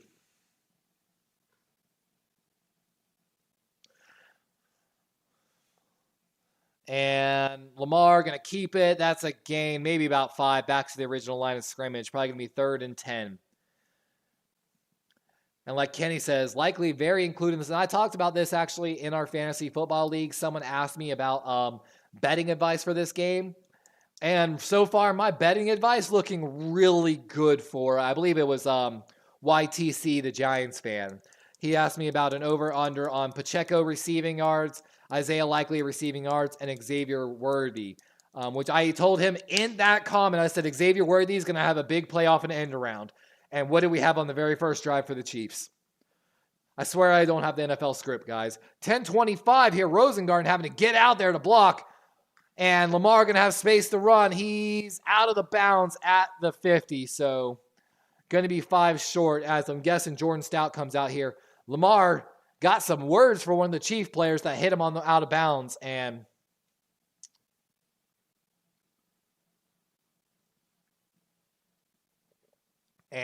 like they're saying, they might go hard count here, try to get him off sides. Kenny says, Streamlabs reminds me of a Nerf herder. Look at Spagnola, man. He tuned in right now. Ravens, use a timeout. You have 3 times. Zay gets blown up in the backfield. And it's a turnover on downs. Oh, my God. Use timeouts effectively.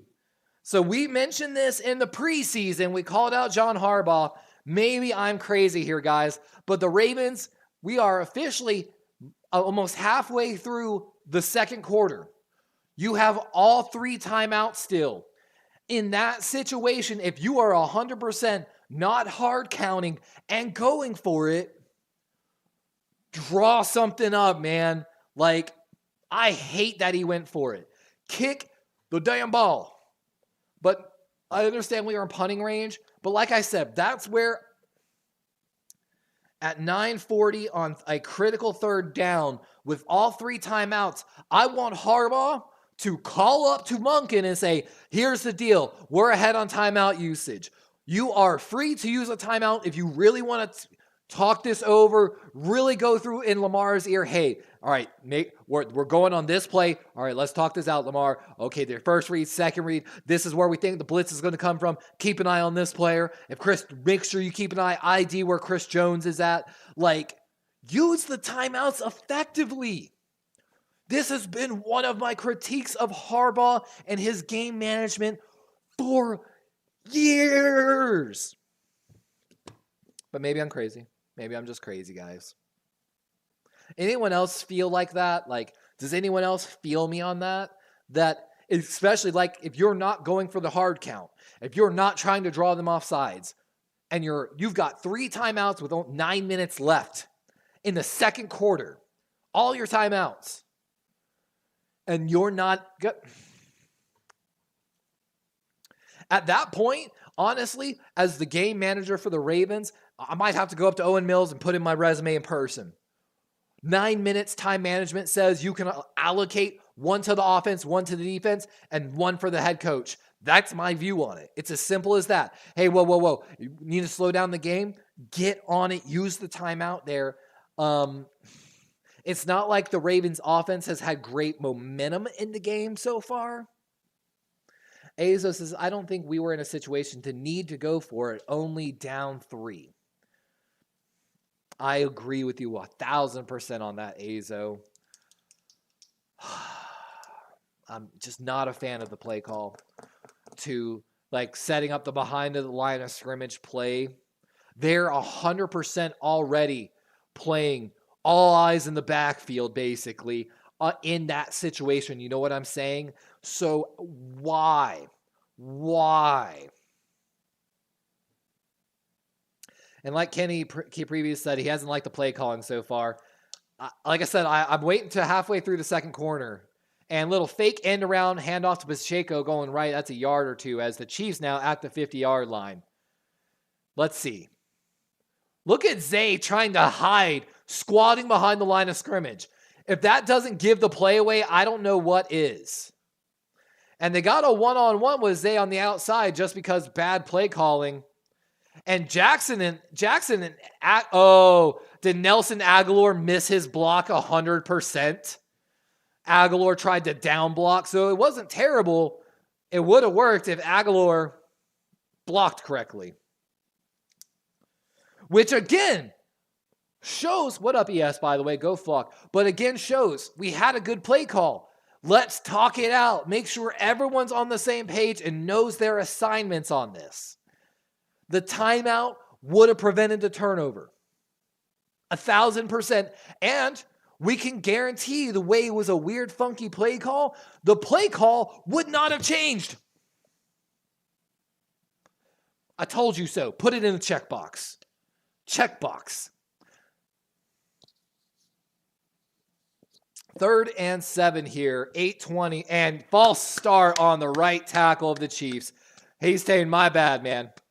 And I just lost the over-under on holding penalties. Or no, wait, that's false start. I'm lying. I'm still good on holding.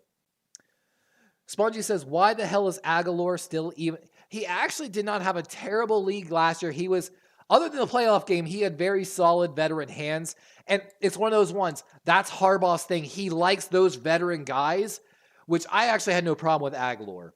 But, and it's been one of my critiques, is that they hold back the younger players' development. I don't think that's this case this year. Mahomes with a super deep drop, pressured, gets away from two guys, launches it, and Kelsey deep downfield. As two Raven players unable to get the sack, even though they're in the backfield. And there's Taylor Swift celebrating. And 7:45 with a huge play by the Chiefs. Let's watch here. And that's Broderick. There's like 3 Ravens back there. Broderick, Matabike, and I'm sorry, I missed the other 3rd Raven back there. But there's like 3 Ravens, and Travis Kelce just playing a little bit of yard ball there a little bit. But that's a great catch. Patrick Mahomes, 8 of 10 for 105 yards. Ball on the 20. Mahomes over the middle. That's worthy, and he's got a first down inside the red zone. 7 minutes left in the first. Kenny says, same old Chiefs this year. Wouldn't be boring at least. Kelsey's always open. And Kelsey took us for 11 catches for 116 yards in the AFC Championship game. It just kills me that we needed to use a timeout on that 4th down play, and we didn't. And look, there's 6 minutes on the clock. We still have all 3 timeouts. I'm about to call for the defensive timeout here shortly. Pacheco up the middle, solid run. And he's going to be down what looks like at the 13. 2nd and short. Oh, God. And again, guys, I'm going to preach it till I'm out of breath.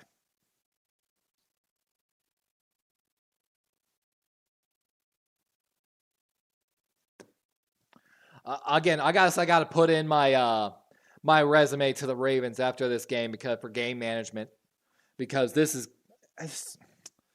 and that looked like that was a hold, and the Chiefs might have got away with a false start, an obvious hold, but he did at least let go of it. 3rd and 5 here for Kansas City now after the incomplete pass. 5:53 on the clock. And like I said, that was a false start by the Chiefs. He then held, is that Ojabo? No, it's Owe. You can see his arm around on his back, basically. And like AJ said, doesn't change the fact they're dancing our defense. Mahomes getting pressured. Going to lob it up and almost picked. Great job by our Darius Washington. Almost got an interception. Would have loved to see him actually tip that ball, set up a tip drill to his teammate, but great play. He's trying to make a play there. Oh, get up with one hand. You've got 3 Ravens players running to that ball. And see, one of them was ready for the tip drill. He literally went off his feet a little bit. That's where you teach it's 3 to 4 Ravens players with 1 Chief. Go up with 1 hand, knock that ball back to your teammate. But field goal attempt here for Butker, 31-yard attempt. And right down the middle again, as the Chiefs are going to take a 6-point lead here. Ravens playing a little bit of a bend, don't break mentality here. But we'll talk about the potential adjustments maybe closer to halftime. But Falele's got to be able to shut down Chris Jones here. It's got to happen. At guard, he can't get that much help. But again, we're now under halfway through the second quarter, and the Ravens have all 3 timeouts. If I don't see some good timeout usage, I'm going to be mad. But the Chiefs haven't used any either. But the Chiefs have been rolling. The Chiefs haven't been in a 4th down situation they're going for. Like,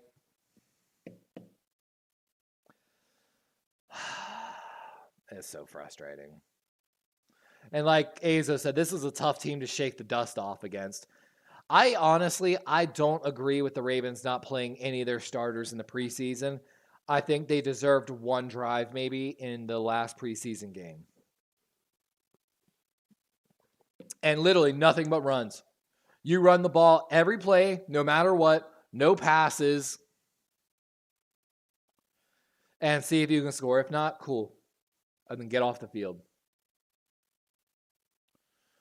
I don't know if your mic is low or... What's crazy is my mic's jacked up to maximum decibel volume. I'm reading like... I feel like pretty good readings. I'm almost in yellow. Aza says, I hear you on the timeout thing, but at the end of the day, we shouldn't have been in that situation so easily. Yeah, and like the fact that we scored on the opening drive, we are lucky. Those penalties would have derailed most opening drives, you know. It was definitely... I'm going to grab a drink here before halftime gets started, and I'll be right back, guys. So, pardon me while I'm grabbing a beverage.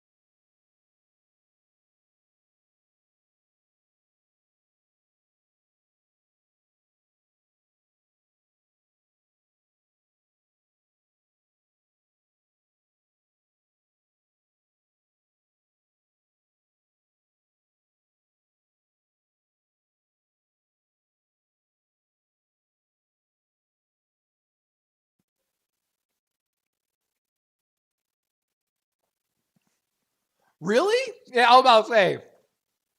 The announcer is literally like, there's got to be a flag coming in for sure. There still was not a flag out. That was a super late flag by the refs on a really bad pass interference by the Chiefs. That's absolutely crazy. It took that long to throw the flag, and that's absolutely pass interference on the Chiefs. And he's got him grabbed by inside his shoulder pads right here, yanking Zay back, and Zay's like, bro, really? And it took way too long for that flag to come out there. 1st and 10, ball on the 35-yard line here for the Ravens now. And Lamar telling Zay, and little bit of an end around here. Zay with a good move, and that's maybe a gain of 6 or 7 on the play.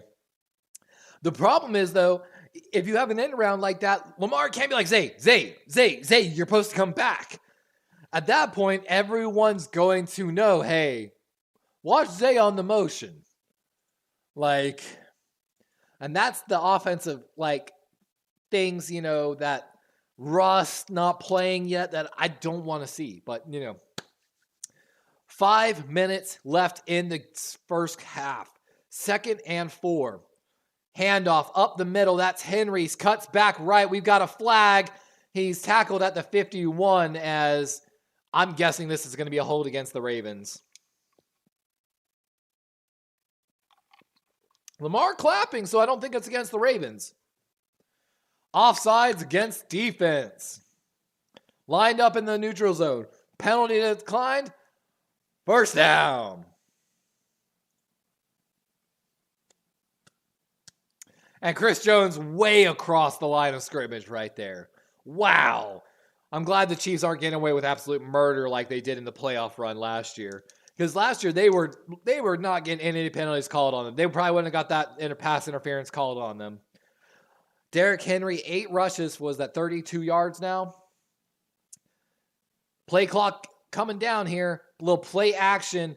Lamar climbing the pocket. He's going to run. First down, and he dives forward the slide. And Ravens now onto the Chiefs side of the field after a good run by Lamar. 4:20 left in the second quarter. And like I said, this is when Lamar's at his best. When, you know, there's nothing open. I mean, dude, what were those routes? What were those routes? Did anyone just see that from that camera angle? It was like an out, a curl over the middle, and nothing else in view. So everything else was low and short, probably trying to take advantage of a cover 3. That looked like bad play calling. I don't like to say that, but Lamar 9 of 10 for, what is that, 71 yards now? And we've got to delay a game as, just like last one, I was saying the play clock's starting to roll down and the Ravens took too long, lose 5 yards. And again, delay of game, all 3 timeouts. Why? You have all 3 timeouts with 3:45 left in this ball clock, and you just took a delay of game, Harbaugh. That is unacceptable.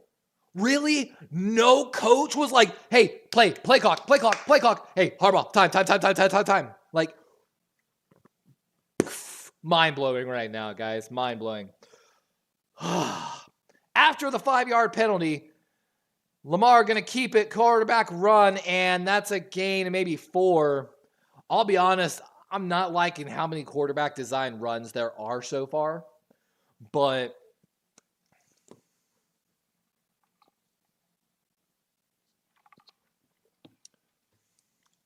so I think Lamar, though, is the one that actually calls this play. So good job running away from the pressure if Lamar did do that, by the way. But trips left should be the slot guy on the left. Looks like he has a safety matchup. They're in zone, though. Lamar looks left, goes right. We've got an early flag. There's Mark Andrews' first catch of the day, and he's going to be about 3 yards short, but we got to wait to see what this penalty flag is with 2:35 here. And like Heisenberg said, where's Andrews been? He's right there finally, but I mean, he was in a car wreck. He's coming back from another injury. We've got a 4th illegal formation now on the Ravens. And again, on 2 on Stanley at least now. John Harbaugh is letting the officials know. He is literally losing his mind right now, basically saying that they're only calling this on the Chiefs, it would seem, or on the Ravens. So Harbaugh losing his mind on the refs for a second time in a row against the Chiefs. Kind of rightfully so, but screen going to Zay. Needs to get out there a little quicker, but decent ball at the 45-yard line, as that's probably going to be the last play before the 2-minute warning.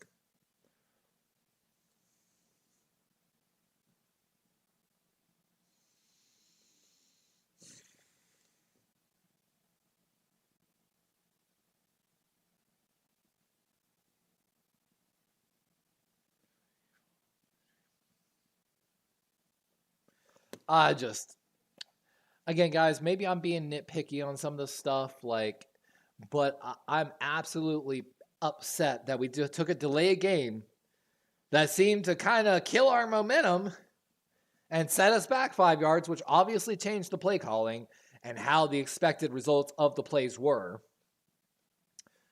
with 3 timeouts. And this is why we tried to hire Jerry Rosenberg, our old special teams coach and interim head coach of the Broncos, back to run game management. This is unacceptable from an NFL pro team. I'm sorry. I love the Ravens, and everything I'm saying is purely out of love. But it's frustrating. Like last year, if you weren't here live during that AFC Championship game, we were screaming to run the ball. We were addressing what we thought were the concerns and how to change and be more effective. And right now, we're kind of seeing bad game management, bad play calling. Like, Heisenberg says, do you keep up with your fantasy teams during games? I normally do. However, since there's only 2 teams playing, I kind of understand what's going on. I'm about to tweet at Lacey.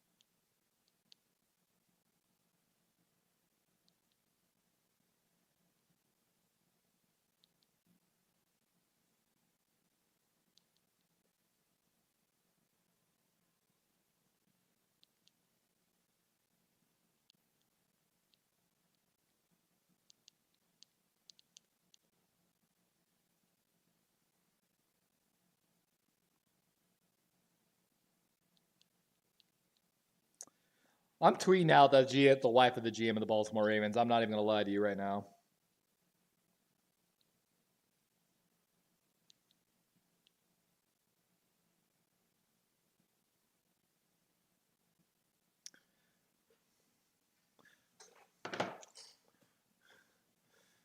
But 2-minute warning here. 3rd and 8 now for the Ravens.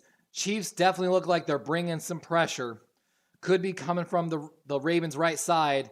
Kind of does. I'm sorry, it's only 4. Lamar gets the ball out, but at Bateman's feet as he's trying to escape pressure.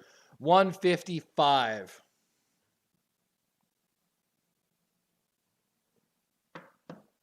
God, hold on, guys. I'll be right back. And they're just basically having to double team Chris Jones, Stanley, and Isaiah Likely over there. And God, bad routes. Bad routes. There's nothing in the middle of the field. There is no usage of the middle of the field on those routes. There is nothing. Everything's to the outside. At least on that, we got Justin Tucker out here, those to hopefully make this a 3-point game here for the Ravens. From 50, oh, he missed it! From 53, it went wide left. Oh, no.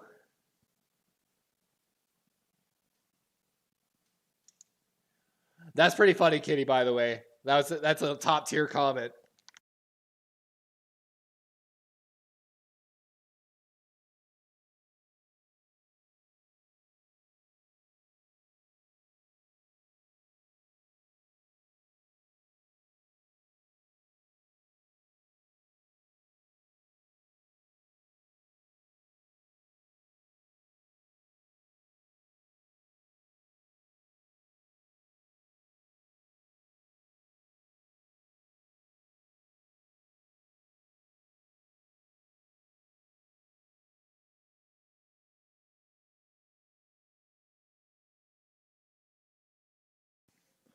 Even when we get pressure on Mahomes, he's escaping. He's made like 5 Ravens defenders miss. We're just... Some of these are just broken plays in a sense, but the real issue is the offense, man. Harbaugh should have used 2 timeouts already at this point. Hypothetically, 1 on the 4th down play and 1 before that delay of game.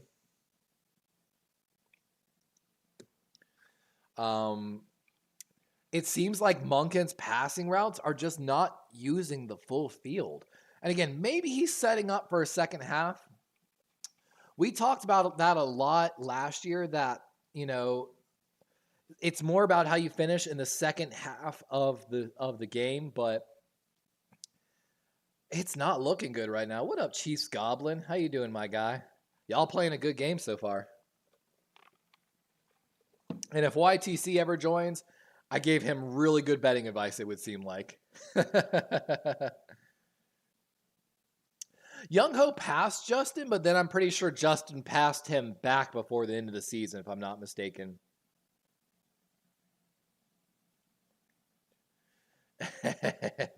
I know, right? It's Streamlabs. And of course, like I said, I moved Streamlabs settings actually to the minimum is the funniest part about it. Like, it's definitely rough. Ugh. Bad usage of timeouts, bad play calling, bad penalties by the Ravens.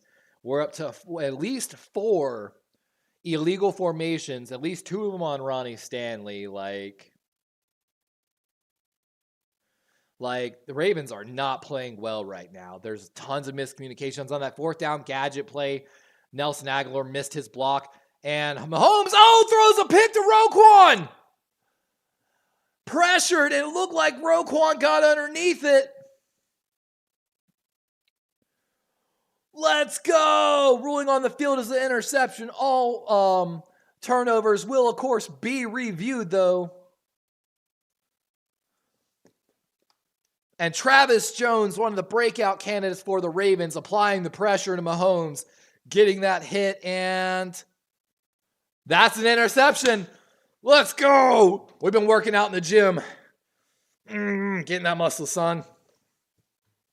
Let's go, Travis. Let's go, Roquan.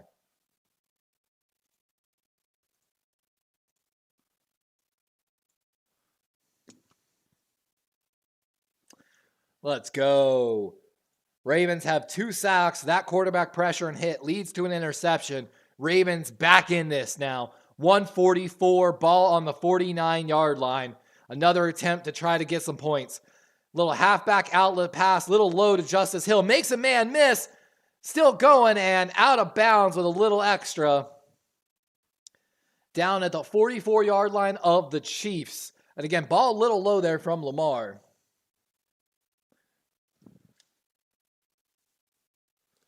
Woo, this is going to be a good one. 2nd and 3. Little bit. Okay, they're getting set here. Hopefully the Ravens don't have any more penalty problems.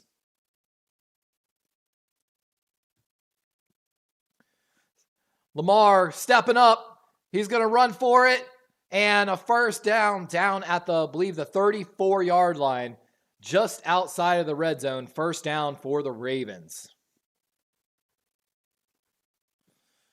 And of course, I'm going to end the poll on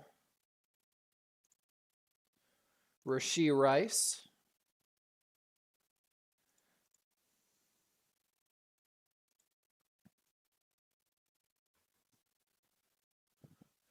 First and 10. Lamar, deep drop, got good time.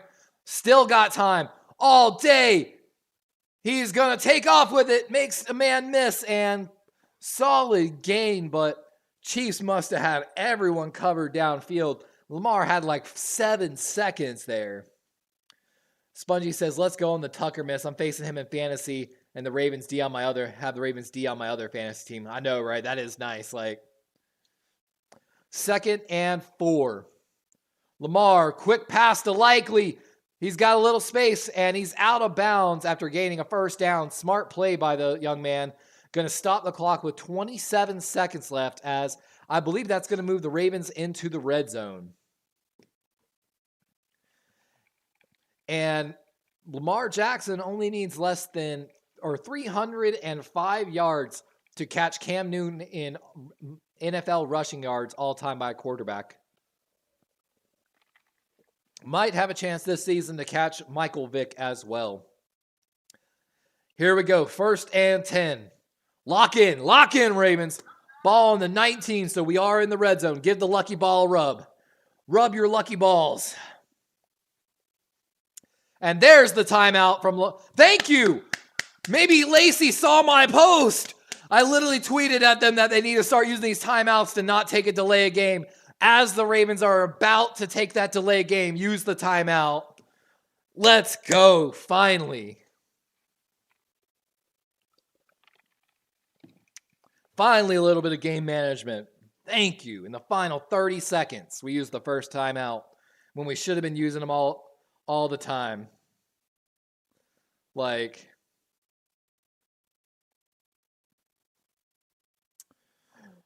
and I want to say this too. Like, again, I feel like we are so lucky as a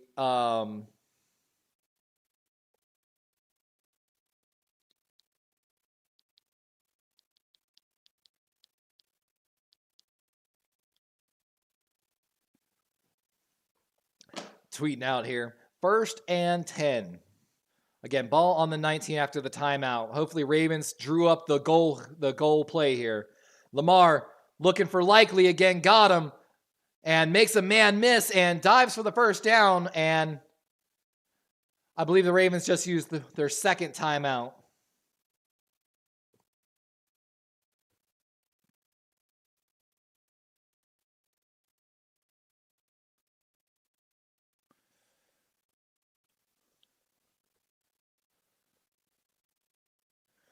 Kenny says, is Andrews eventually going to be the guy? Because if not, I'm going to pick up Likely. He should be eventually the guy. Just, got to get him going again. He was in the car wreck and everything. So, like, it be like that a little bit.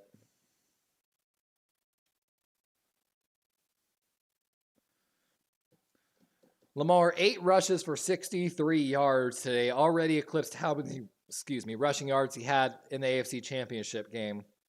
Likely moving into the slot here with Andrews. Lamar climbs the pocket and Little just flip past to Zay, and that's going to stop the clock on a 3rd and 1 with 18 seconds left.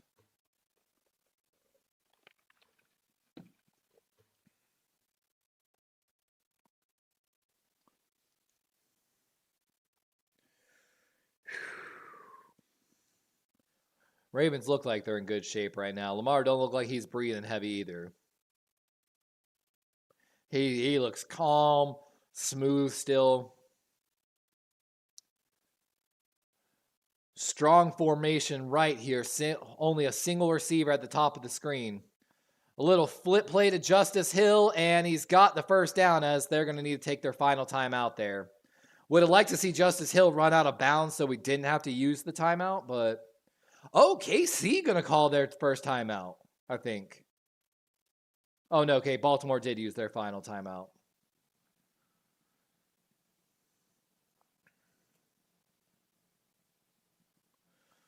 And, like, yes, the Ravens had to use a bunch of timeouts here, but they could have got out of bounds. They could have snapped the ball. They could have done a couple different things. And, again, they might not have been in this situation and been in a better situation.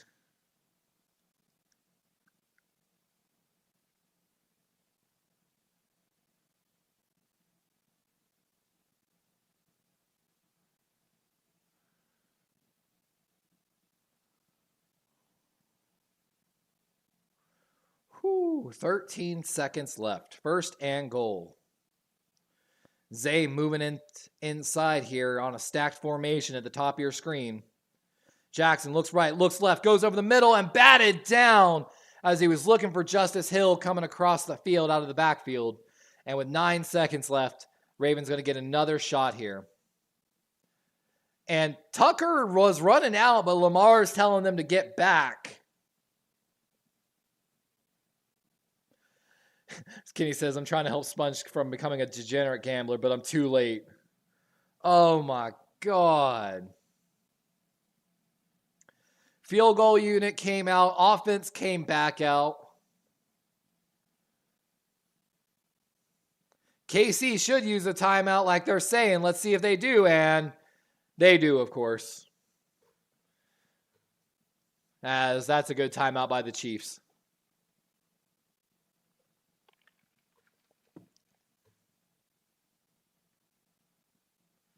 And it looked like there was some confusion over substitutions potentially, as Spagnuolo would look like he was saying "my bad" to the ref and kind of like talking to him a little bit. I'm trying to read those notes. What does he have circled right there?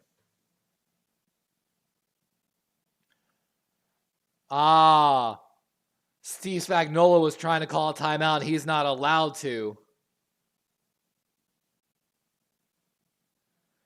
Oh, no. Spongy says karma is the guy on the Chiefs. Oh, God, dude. 9 seconds here as Baltimore needs to draw up a good goal play here. I just don't understand why this isn't like double ISO, Andrews and Likely on the outside, basically running double back shoulder fades, drawing over top safety help while then pushing something over the middle. Jackson gets pressure, throws a bad ball, and thankfully gets out of bounds as it's intended for Justice Hill. 4 seconds left as I'm guessing the field goal unit's coming on now.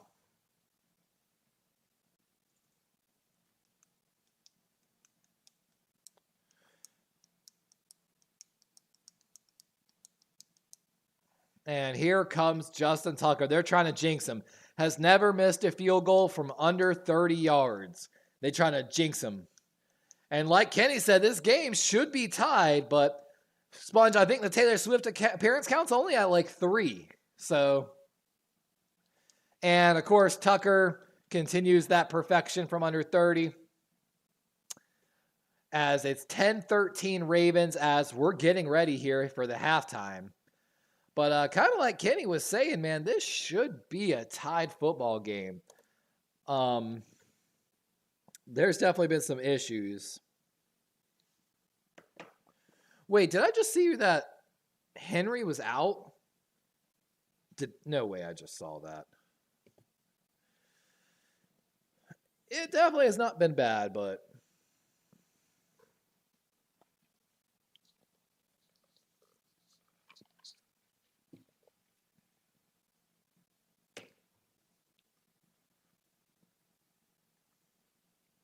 And like they're saying, they're giving a little bit of Zach Orr's story there. Undrafted rookie free agent linebacker, was having an all-pro year, had a scary neck injury, thought he was going to have to start coaching at high school, and the Ravens really, I think, reached out, helped him get into it, which they've done with a lot of their ex-players.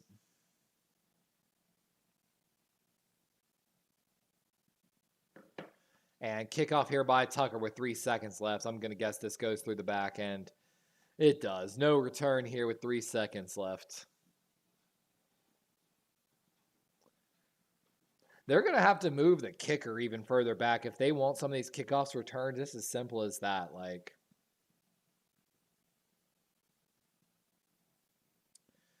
and Zach Orr probably saying, all right, watch the screen, cover 4, just double check. Okay, they're going to kneel. So, should be nothing here. And with the knee, we're headed to the locker room. 13-10, Kansas City. Still leading here.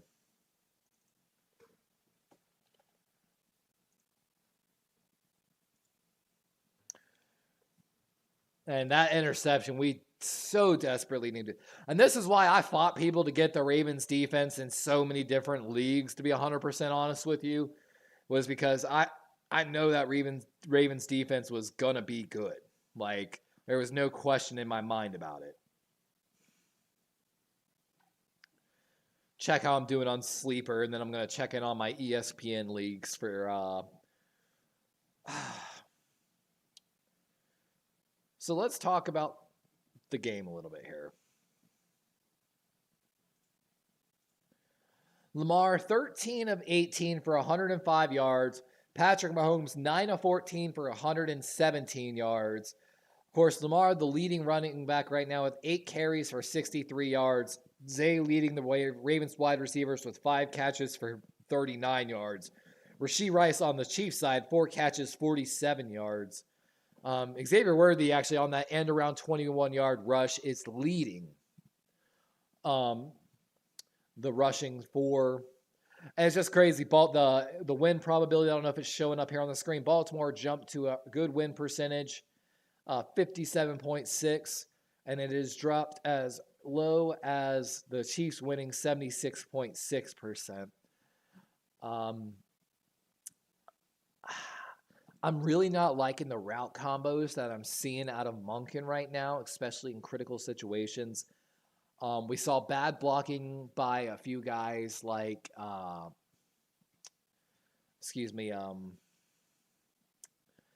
Daniel Falele and of course Nelson Aguilar. David, thank you, Azo, for answering that question. By the way, KC will get the ball to start the second half, which is huge. By the way, special shout out to Azo. You might notice a few things beside Azo's name. Not only does Azo have, of course, the moderator wrench, Azo has his own special Ravens icon because he's a member of the True Flock. For those that don't know, if you can become a member to the channel for $1.99, almost nothing at all, and get access to some custom badges as well as some custom emojis. Of course, Azo's has evolved from a nestling and a hat egg to, of course, the actual, I believe that is the flock symbol with 3 ravens in it.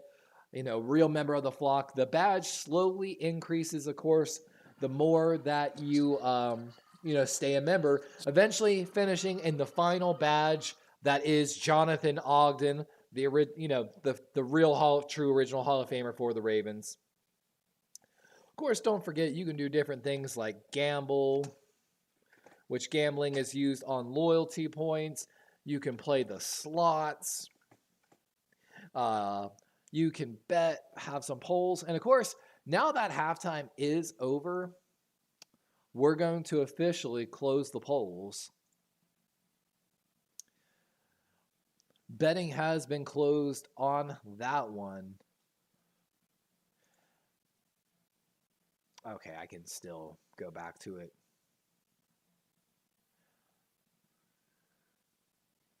I guess my other ones aren't that good. I'll keep betting open. Why not? Just for a little longer, right? You can play the slots with my Streamlabs bot as well. And actually, we're going to bring back one of the fan favorites, the word game. You can play the word game by using the combination of SL game and then guessing a 5-letter word. My stream bot will read the chat every few seconds and take people's guesses. So make sure you want to lock in your guess before you actually type the SL game. This is a lot like Wordly. And so here in just a moment, you should see on the top right there, something really pop up. I'm going to go blow my nose, be right back.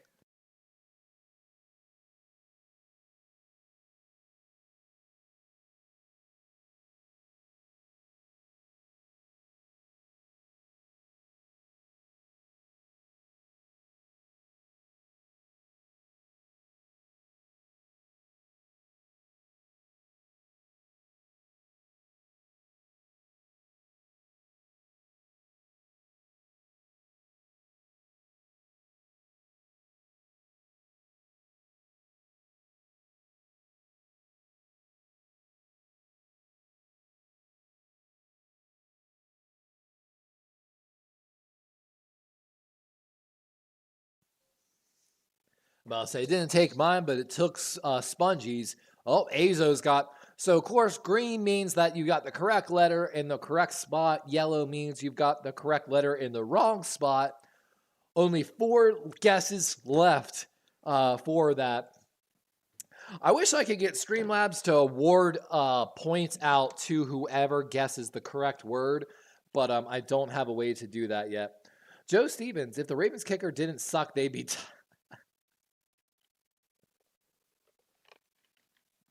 53 yards. That's all I got to say. We do kind of expect him to hit those kind of kicks, but, you can't be too mad on 50-plus yarders. I think that they should have, been in better situations with better play calling, better use of timeouts. Oh my gosh.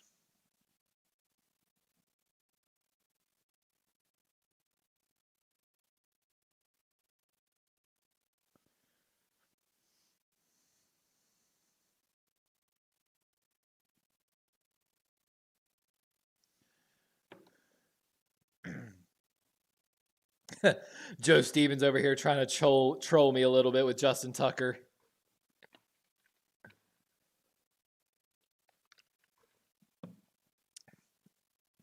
I've shared some uncomfortable truths about Justin Tucker for the past few years. Just looking, where he's going to be in the future. When is he eventually going to call career? Joe Stevens says, "Bro, Xfinity is pissing me off. Keeps blacking out for a second. That's wild, Joe. By the way, I'm watching on Peacock. Is what I'm watching on NBC via Peacock. Which Peacock's not an expensive service. I'm hoping one day they'll sponsor me so I can have my subscription for free, but that'll never happen, right?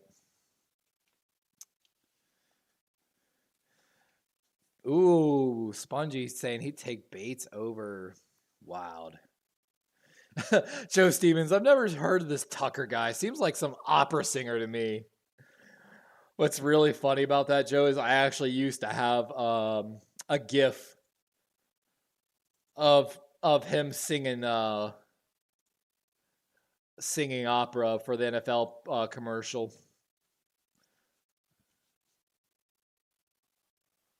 Oh, good guess for the word game, by the way, Azo. A 4. How is that foul language? What? Streamlabs. That is, I'm sorry, Smudgy, but that's the GOAT. That is absolutely GOAT status that it said that was foul language. For those that don't know, it deleted his message. I don't think I can undelete it. Let me see here. He put Jake Bates over Justin Tucker, and Streamlabs literally kicked his message out for foul language. Joe Stevens says, I got Peacock for free from Xfinity, but even my Wi-Fi is skipping. Oh, that's rough, my guy. I'm surprised you got through with that, Azo. Ooh, spill. So you've got 4 of the letters. A-F-O-R-E, or A-F-O-R. 2 guesses left on the word game before it resets on you. A-F-O-R. And the O and the R are in the right spots. So maybe the F and the A are switched. Fades? No,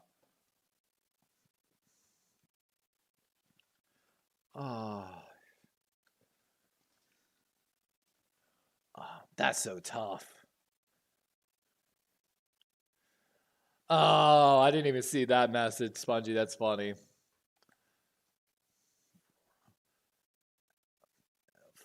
Oh, that's a good guess, guys. Flora. That's a great guess, actually.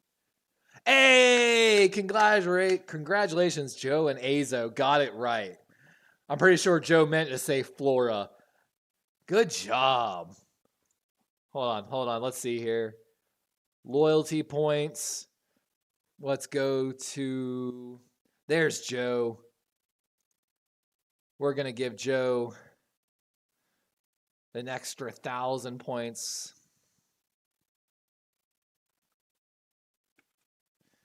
And we're going to give Azo some extra points. I'm trying to do a new redeem squat.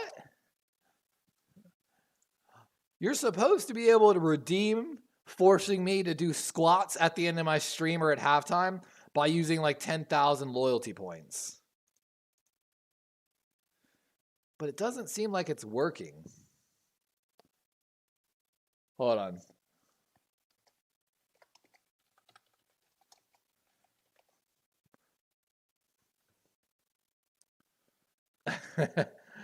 Joe says, don't. Just don't. Doesn't look like it's working.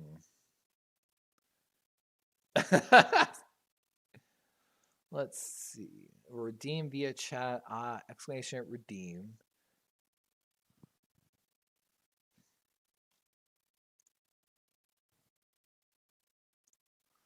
Yeah, you're supposed to be able to do it.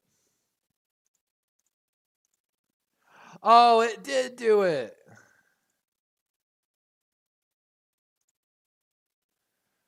That's crazy. It didn't play the thing, but it actually it did it for me. That's hilarious. It's supposed to play like a GIF. Joe Stevens says, I redeem root for this. You know what's funny is I could make that like a crazy amount of points or something like that. But that's the point of like the loyalty points and stuff like that is I need to think of like fun little interactive prizes in a sense that make it fun to redeem the points for. Like doing squats. A lot of people put hydrate or take a drink as a thing, which I thought about doing, but I'm not trying to get sloppy drunk on my streams. That's so sad it doesn't play the GIF, though. It's supposed to play the GIF.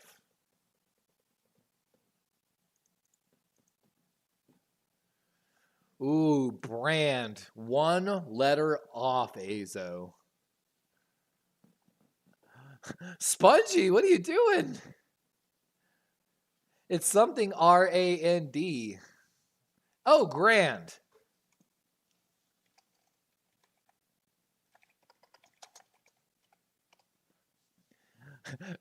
Oh, the Rube Pod. That's actually a good one. Eat a hot pepper. That's actually a good one. And see, that's the point of like the loyalty points. And I can put like cooldowns and stuff like that. Ha, I beat you to it, Azo. You can put like, you know, fun little stuff like that and give a something for those loyalty points a little more.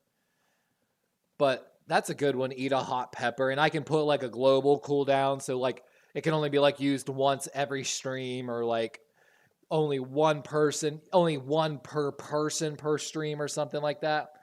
Azo said, I beat you. Yeah, right, Azo. Yeah, right. It says I've been. Where? Where does it say? I didn't see nothing about you winning. Lies.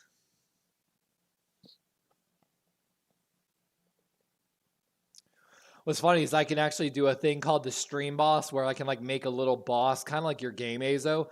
And every time like someone likes, subscribes, follows, super chats, whatever, it like fights the boss and takes the boss's life down basically.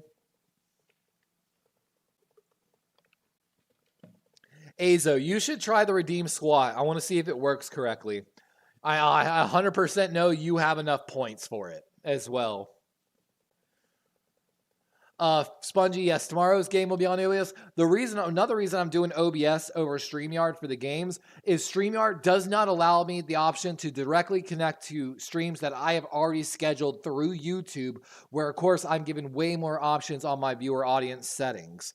Until StreamYard adds that, and I've scheduled over 35 games, to have to reschedule every single game on StreamYard and then go back to YouTube to then change more settings on it.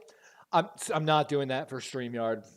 They can look at that, Azo. It didn't play the GIF, but it Streamlabs recognized that let's see if I hit the redemption, if it'll. Does it play the GIF anywhere? Huh. Gotta do a squat. Oh, I squatted by sitting down, but so no guests tomorrow. Yeah, I normally don't do guests just for the play calling because usually there's so much going on. Ooh, Azo loves playing the word game, which like I said, I thought the word game was an excellent addition.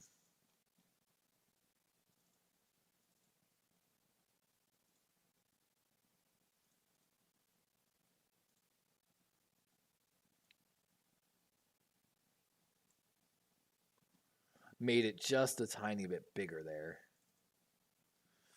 And Cheifs getting started here for the second half as they're The ball not spotted properly after the penalty. I feel you on that, Azo. I think word games are a lot of fun.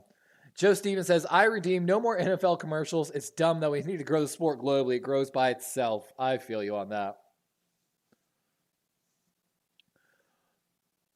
Watch 14. Watch 14. And handoff going right. And Pacheco, solid run on the play. Going to gain maybe about 4 yards on that.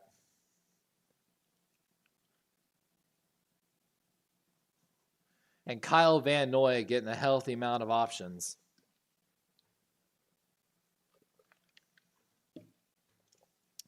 As they're saying, 9 sacks a year ago. How much of that was Mike McDonald?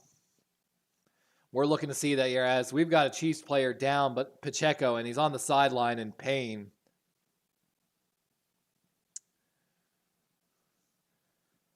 P-Ride might get the starting there. Pump fake over the middle from Mahomes, and he fits a ball in between multiple Ravens. Looked like it was going to be intercepted, but somehow gets it through. And that's Rashee Rice continuing to have a huge night for the Chiefs.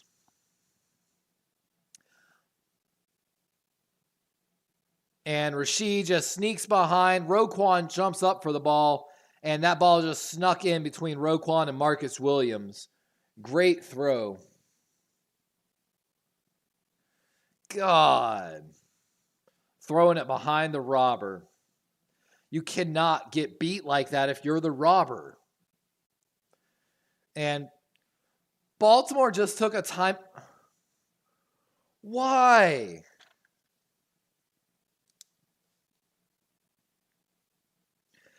And Mahomes was having a hard time hearing, but for some reason, Baltimore takes their first time out with only a minute and a half, as Mahomes is now switching his helmet, I guess because they're having communication issues.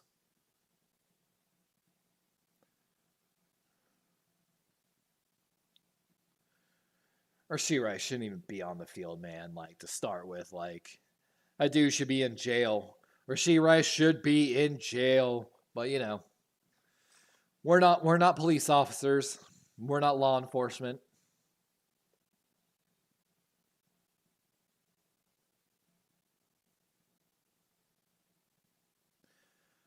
Wow, they're saying the legal process might take the entire year, and they're not going to suspend him, of course, till Broderick makes a man, misses Mahomes, and Mahomes finds a wide open man over in the middle. That's Watson, and he is wide open. Oh, my God. And Broderick Washington just runs by Mahomes on this play. Oh, man, that's rough. I know that's hard for a big man, though.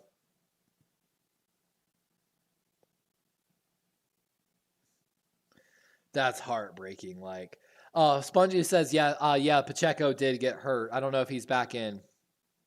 It looks like he is back in the game, Spongy, so no worries for you. 12:45, Chiefs in the red zone here as Pacheco going off the left guard, making a good run and gain of 9 as he's down at the 9-yard line now. But we've got a flag on the play. And that's going to be holding on the Chiefs. So at least they're calling the holding plays against the Chiefs. And that's the rookie left tackle, as I don't think he's been challenged as much.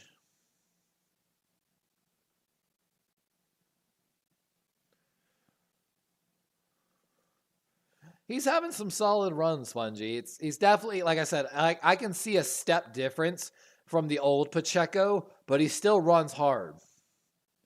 1st and 20 after the holding penalty. Ball on the 28-yard line of the Ravens. Mahomes from an empty set and off Rashee Rice's hands. And that's Trenton Simpson who was in coverage on him.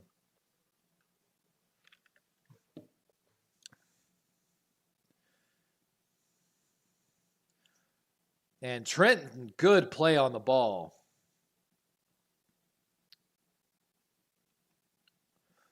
Woo, and he was lined up one-on-one in man coverage against Rashee Rice.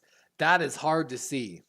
Why are we having linebackers matched up against wide receivers in the slot constantly? Mahomes getting pressure, gets the ball off, and it's low. That's going to bring up a 3rd and 20 as we've got a late flag on the play. And we've got an injured Raven. Oh, no. That's Kyle Van Noy, who's also down. The flag's like literally right on top of Kyle Van Noy, so I'm guessing it was right on him.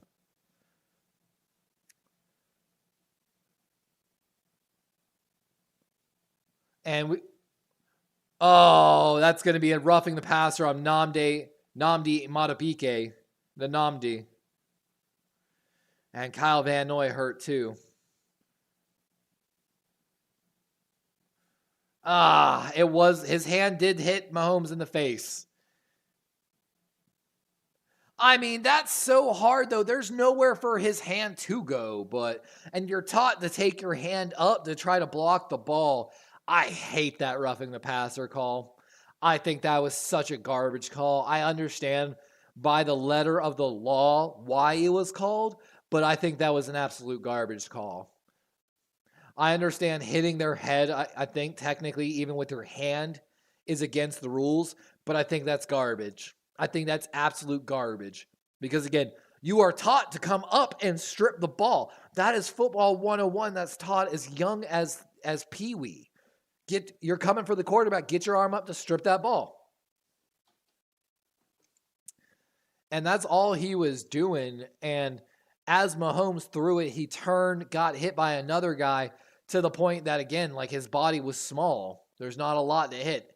It's not like he put helmet on helmet or, just dove shoulder pads at helmet. Like Pusha says, that's a BF roughing the passer call. Lamar get hit like that all the time. You're not wrong. And like I said, part of it is, again, that's what they teach you to do. It wasn't late. It wasn't low. It wasn't high. It's just his hand happened to hit his head as he landed a great and clean hit on Patrick Mahomes. But, Azo said they're afraid of the Swifties. They must be, man.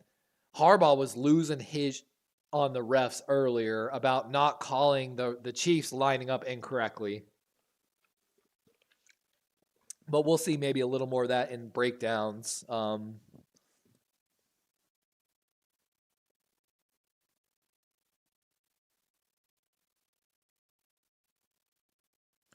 it just sucks. The Ravens already lost a timeout for, I don't know, whatever reason. Why we took that timeout.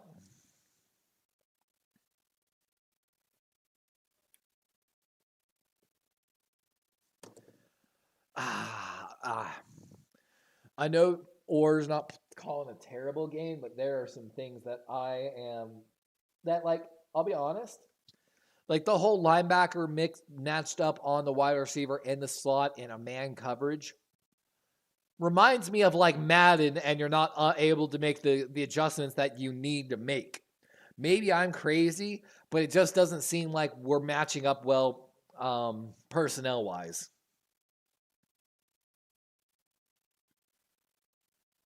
The no commercial thing on Peacock is bad or worse than commercials. And there's Noah Gray, the tight end, and a first down at the 1 yard line as the Chiefs continue to move the ball. 12 minutes left here in the third.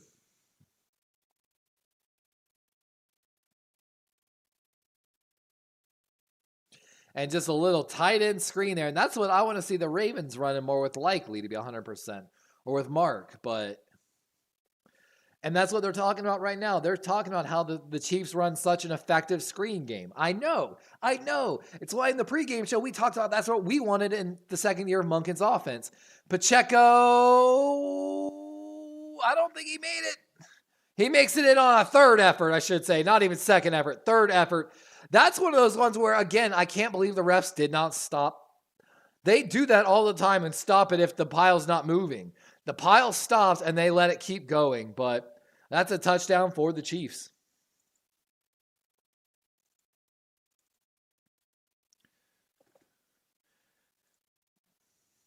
And there's them saying it. The announcers, I really thought this was going to get blown dead, but they let him keep going for some reason, even though technically...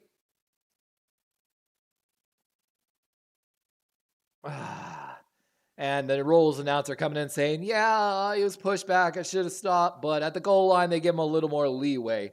I think they give him a little more leeway if they're wearing those red Cheifs jerseys. Butker, almost misses that PAT. 11-28 as Kansas City takes a 10-point lead as the Ravens are going to get their first chance here in the second half. This is hard to watch, guys. Like, bad timeouts, bad personnel adjustments, like bad route combos, like bad blocking, bad coaching. Again, like the entire thing about them not lining up correctly is 100% on Harbaugh. And like, again, I say everything out of love. I'm not trying to hate on our coach. I'm not trying to hate on our team. I say it out of love and as a pure observation. Because at the end of the day, a leader is responsible for everything their team does and fails to do. That's what a proper leader is. So if he doesn't take accountability, then I'm going to look at him and be like, well, I don't like those leadership traits in you. But, man, Azo is struggling on this word here. He's getting a lot of the letters, but nothing in the correct slot. Let's see. Doesn't end in an E. Hold on. I got to guess, I think. SL game.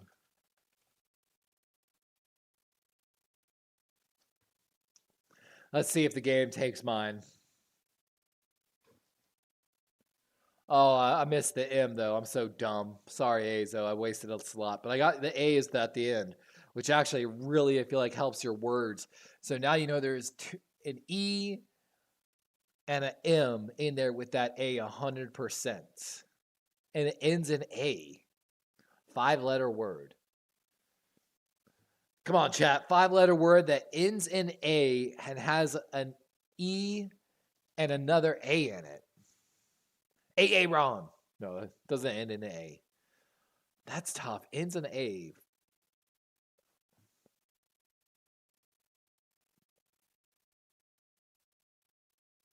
Nope, not enough.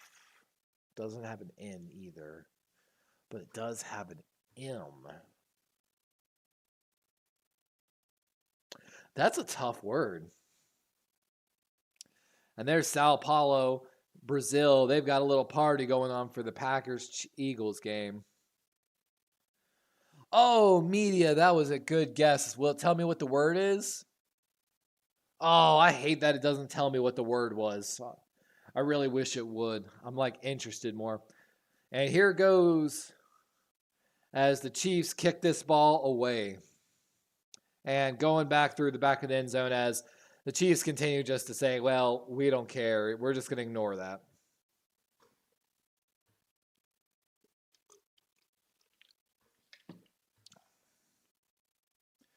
Oh, McCary got dusted by... And it's just not Falele. McCary got dusted by Jones. And we talked about it so much in the pregame show how Chris Jones was going to affect this game. And we're just seeing it play out over and over and over again. Heisenberg says Mecca was the word. Oh, okay. Interesting. That's a good word. 1st and 10. Ball at the 30. Play action. Pass going right, and the ball's a little ahead of Zay on that screen. And that's the thing that's killing me is even when we run the screen game, the ball is not where it needs to be. It's not on the numbers in the chest like we saw another one earlier at Justice Hill and Zay's feet. You cannot have a screen game if you can't get the ball out there. And like there was a screen earlier that the ball was on point, but the ball got out there too slow. It's got to be 1, 2, 3, 1, 2, 3, 1, 2, 3. Step, step, throw, step, step, throw, step, step, throw. Left, right, throw, left, right, throw, left, right, throw. Not left, right, throw. And Zay screen left, and it's not going anywhere as Zay's like, it seems like he's going, where are my blockers? As we continue to see blocking problems in the screen game, it looks like for the Ravens.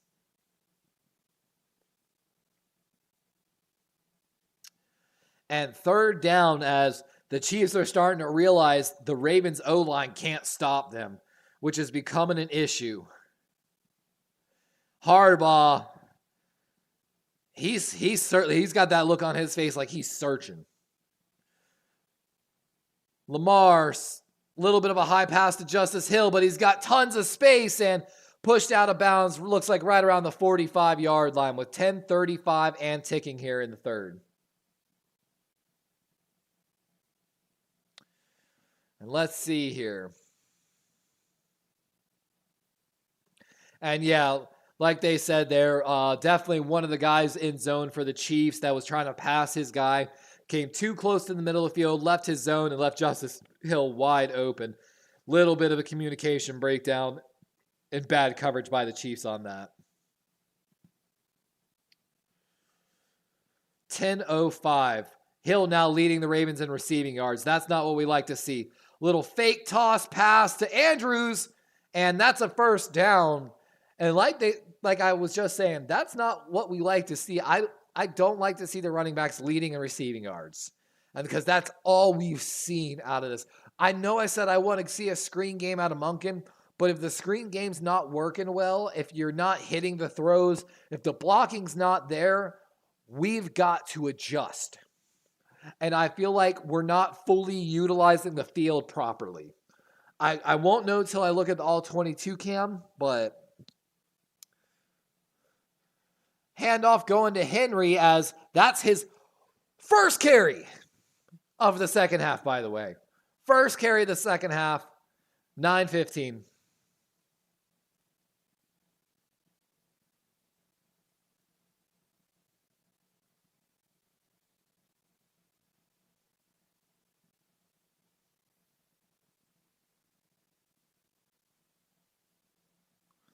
And then they're showing Mark getting back in shape for the football season. Trained a lot with his family, it looks like. 2nd and 12. Ball on the 45-yard line of the Chiefs.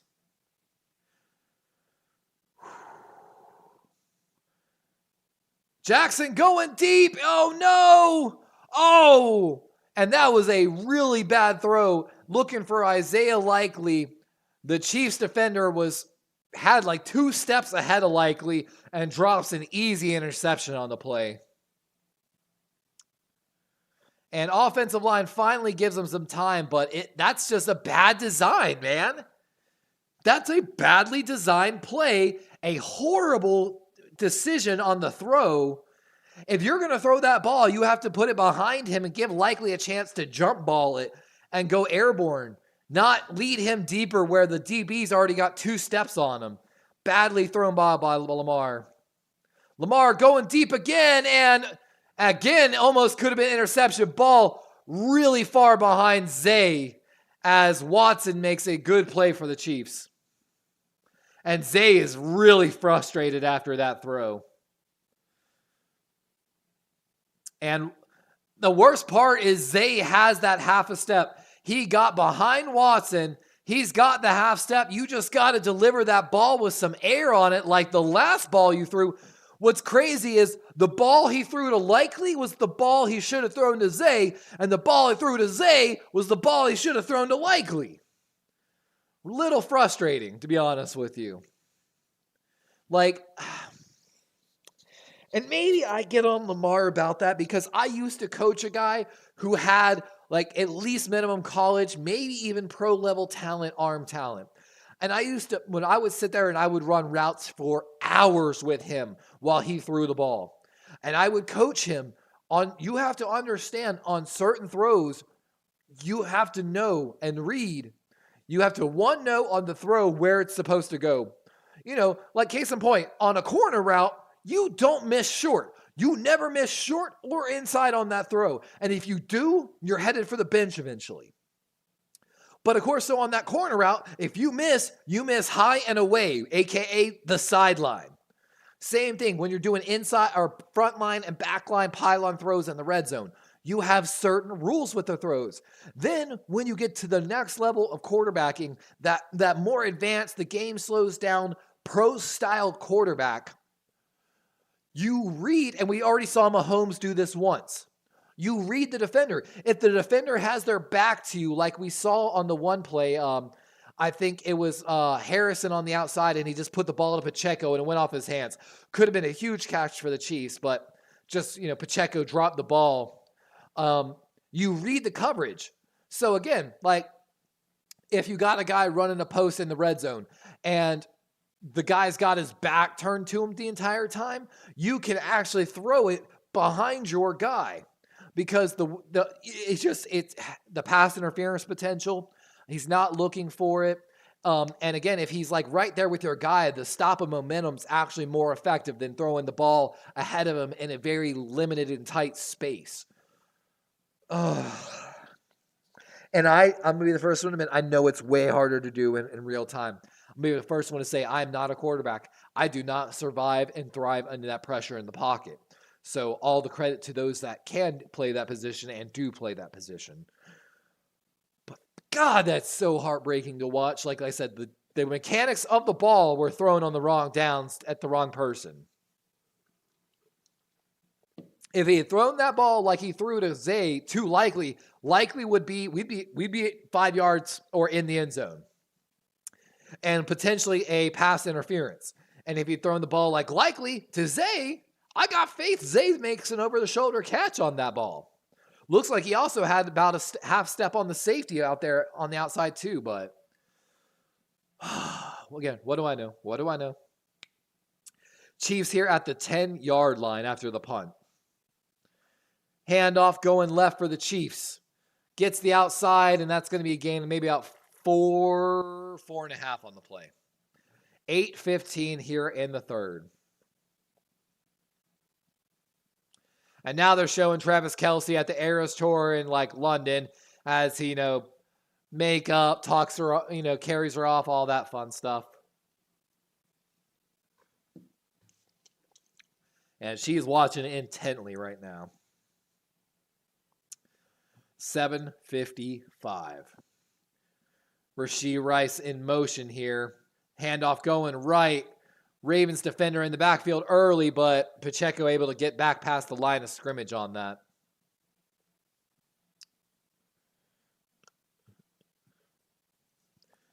Like they're saying, it's hard to imagine anyone having a better year than Travis Kelce. Super Bowl, great playoff run, great games.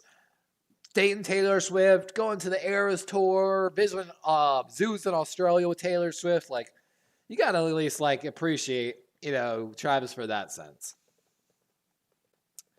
3rd and 3, ball on the 16.5. Low snap, Mahomes with a good pocket, and he's got Kelce wide open in the flat. That looked like a little bit of offensive pass interference setting it up, but, it's hard to... Ooh, Wime. That's a good guess, Azo, by the way. And for those that don't know, Azo's playing the word game in the top right of my screen up here.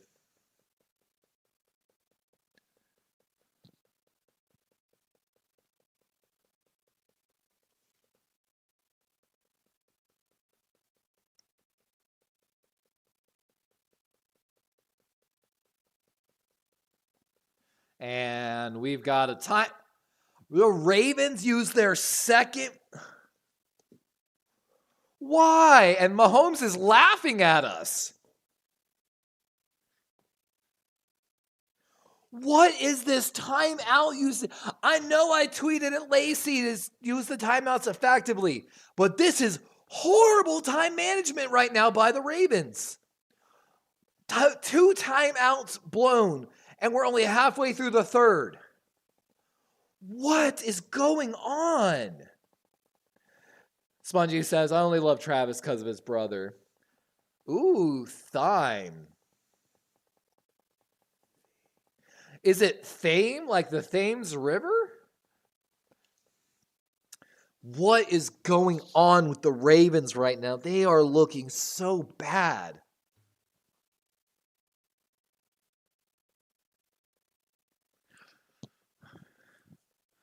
First and 10. Rashee over the middle again as Rashee Rice is now matched up against Malik Harrison. And like they're saying, they are running the same play over and over again. What is going on? They line up Rasheed in the slot, they run a slant, and they've got a linebacker in man coverage on him. 3 times we watched the same play beat the Ravens for a first down or more. Oh my God, Pacheco off the left side as somebody loses their helmet. That's Kyle Hamilton.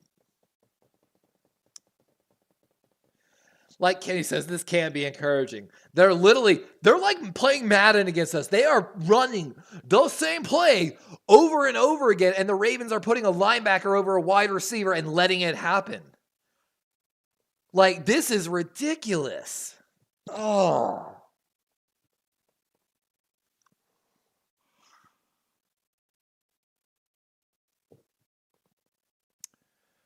And they're just saving it for when they need it here. Screenplay.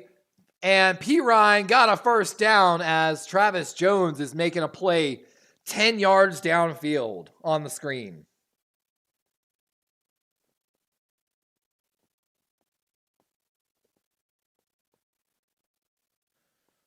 Oh my God, dude. This is... God. Thank you, Travis Jones, for such great effort, by the way, on that. Azo said they just outplayed us, straight up doing it better. We're getting outcoached too.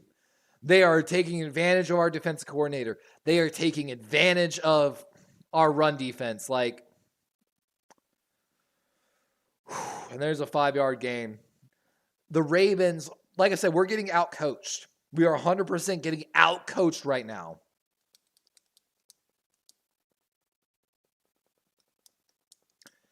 And Kyle Van Noy looks like he's getting concussion and eye injury.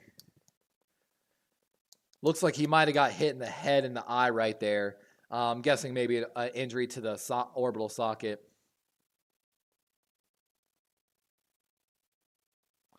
Second and 5 here. Play clock running down here for the Chiefs.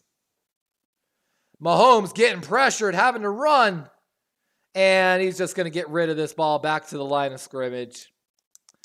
And going to bring up a 4th and 5 is Michael Pierce. And the Ravens D-line doing a really good job, I feel like, this game. But the linebackers are getting taken advantage of in the passing game right now. Kenny, Kyle Van Noy is the one that's questionable to return with an eye injury. I'm sorry, it's 3rd and 5 after that play. My apologies. 3:50 on the clock here in the third. Ball on the 40-yard line of the Ravens. So almost in field goal range for the Chiefs. Little outlet pass to P. Ryan, and he just wasn't looking for the ball quick enough. If he had gotten that ball, that was an easy and open first down for the Chiefs. The Ravens are lucky right now that and like Azo said right there, we just got a little luck right there. Marlon Humphrey comes on the corner blitz, picks it up, no one there to pick up the halfback. That'd have been, oh my God, like a 20 or a touchdown. That could have been a touchdown play for the Chiefs if P. Ryan caught that ball. If that was Isaiah Pacheco, that'd have been a touchdown. Or at least a 20-yard gain. That is rough. Punter out here, Ariza for the Chiefs. And he was in the end zone when he touched it. That's not down at the 1. He was in the end zone and on the goal line when he touched that. There is no way they rule that down at the 1. And there we go, touchback. It took the refs a little too long to be able to see that. We saw that immediately right there. 1, 2, 3 steps in the end zone and on the goal line before he hit the ball. And it looks like the refs were unsure on what to call there. That is not what we like to see. And with that, guys, man, we're late in the third. Ravens have to make a 10-point deficit. And again, this could have been an entirely different game. Like, going for it on 4th down, missing the field goal. Like, I feel like we weren't thinking of the field goal try. I feel like we don't plan for it anymore. We're good teams plan, all right, let's just make sure, even if we don't get the first down, make sure you get the 5 yards. We need to make this a less than 50-yard field goal. But we're getting outcoached. It's as simple as that. 4 penalties on the offensive line for not lining up correctly. Bad blocking, missing assignments, bad timeout usage, like the defense not making a proper adjustment on a play that the Chiefs have been running nonstop since the start of the game. But it ain't over yet. It ain't over yet. Cap coming in says Lamar needs to trust his offense. Yeah, you got to watch the all caps thing. Cap, my Streamlabs bot will look out for you. But I don't think it's Lamar trusting the offense. I think that, like, of course, I don't have the all 22 cam right now, like when I'm watching, in a review. But I'll be honest, I have not liked what I've seen out of the passing concepts. Like when we took that deep shot for Likely that should have been intercepted. There was nothing open. I don't know, man. And the screen game has not been effective because we're missing blocks and like the ball is not getting there in a timely and accurate manner, which is really killing us a little bit. Like a screen game where the ball gets there a little late and low is not a screen game. It's a waste of a play. It really is. Unless the defense is that badly in coverage. And we talked about it a little bit in the pregame. You've got to give Lamar and the offense a little bit of leeway. Absolutely 0 snaps in the preseason, which again, I still think was a mistake. 100% I think it was a mistake. I think the preseason should have been literally nothing but deep shots and running the ball, basically. But, maybe I'm wrong. Maybe I'm wrong on that.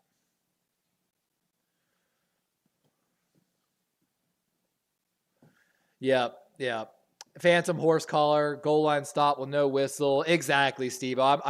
And Jackson misses a wide open Derrick Henry on the outlet pass. And Lamar, it's one of those ones, even on the receptions, he's not hitting the ball accurately where he needs to be placed for ball placement and future advancement of the ball. Like, God. Oh no, I dropped my lucky ball. That's not a good sign.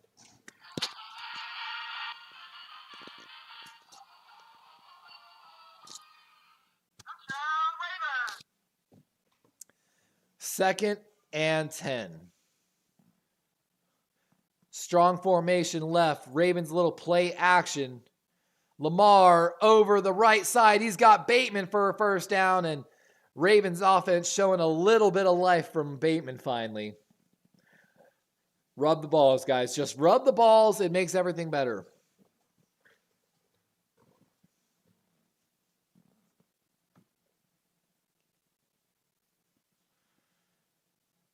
And good job on the play action. Just a lot of holes in that zone coverage from the Chiefs on that one.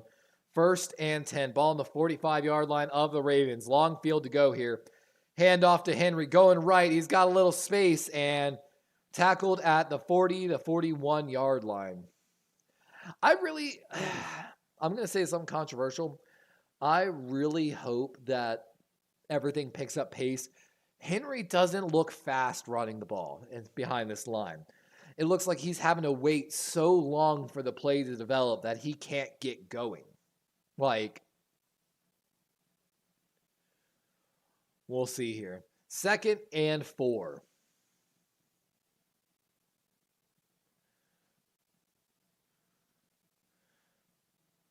Handoff going right. There's Henry, and that's maybe a yard or 2 on the run.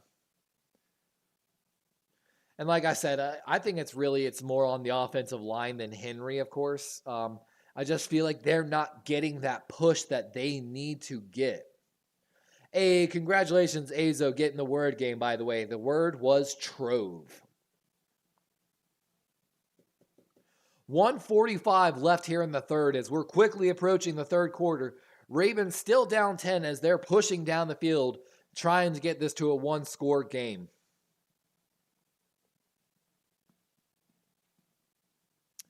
Lamar making an adjustment at the line, telling me needs the ball. Play clock almost runs out. Lamar, solid pocket. He's going to climb because there's nothing open. He's running with it. And he's on the opposite side of the field, down at what looks like the 43-yard line of the Chiefs, as someone kind of running up and hitting Lamar, kind of pushing on him a little bit after the play. Steve-O said, I smoked Jesse for underdog post. Kenny, I hate to say it, but it's the Ravens, old Ravens running with the Lamar. You know, you're not wrong on that. I smoked Kelts for posting false AR. Ah, interesting. 55 seconds. Lamar, the leading rusher with 9-yard rushes for 79 yards right now.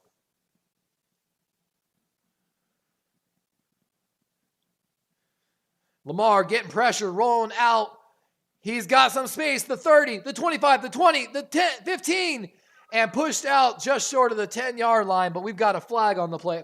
What I really want to know is holding on number 64. That's Linderbaum. That's rough. Bring it on back.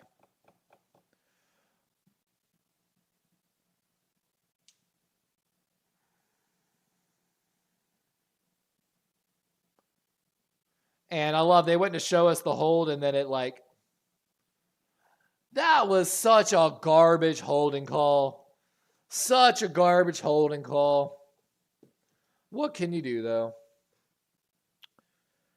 Pretty even game on the penalties, though, so far. Even though I think some of the penalties have been pretty bad.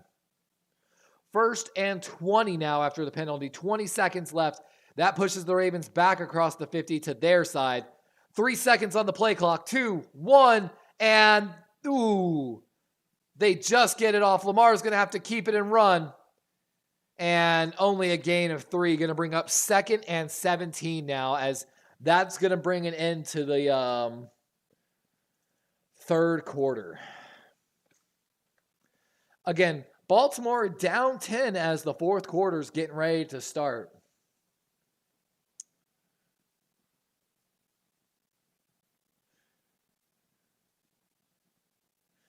It's getting rough right now. And of course, with the fourth quarter, I will close that bet. Good to know.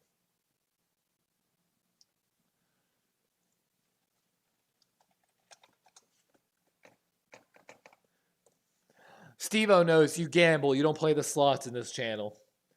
You straight gamble and roll the dice.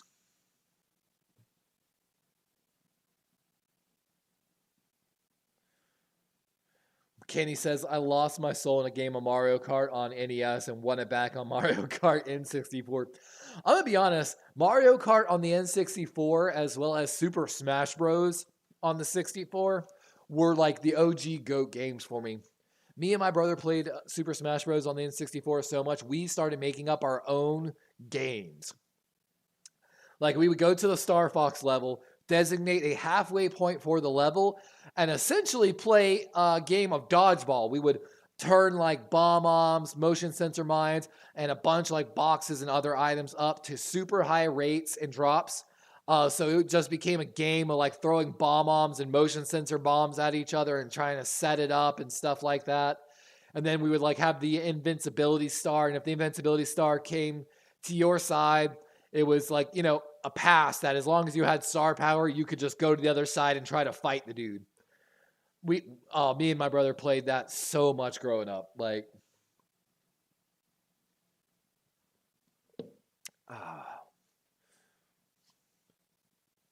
Rosengarten did kind of get cooked, but it was also on McCary. I'm sorry, not McCary. Daniel Falele. On that play that you're referencing where Rosengarten got cooked by Chris Jones, he not only ran by Rosengarten, but also ran by McCary. It was really ugly.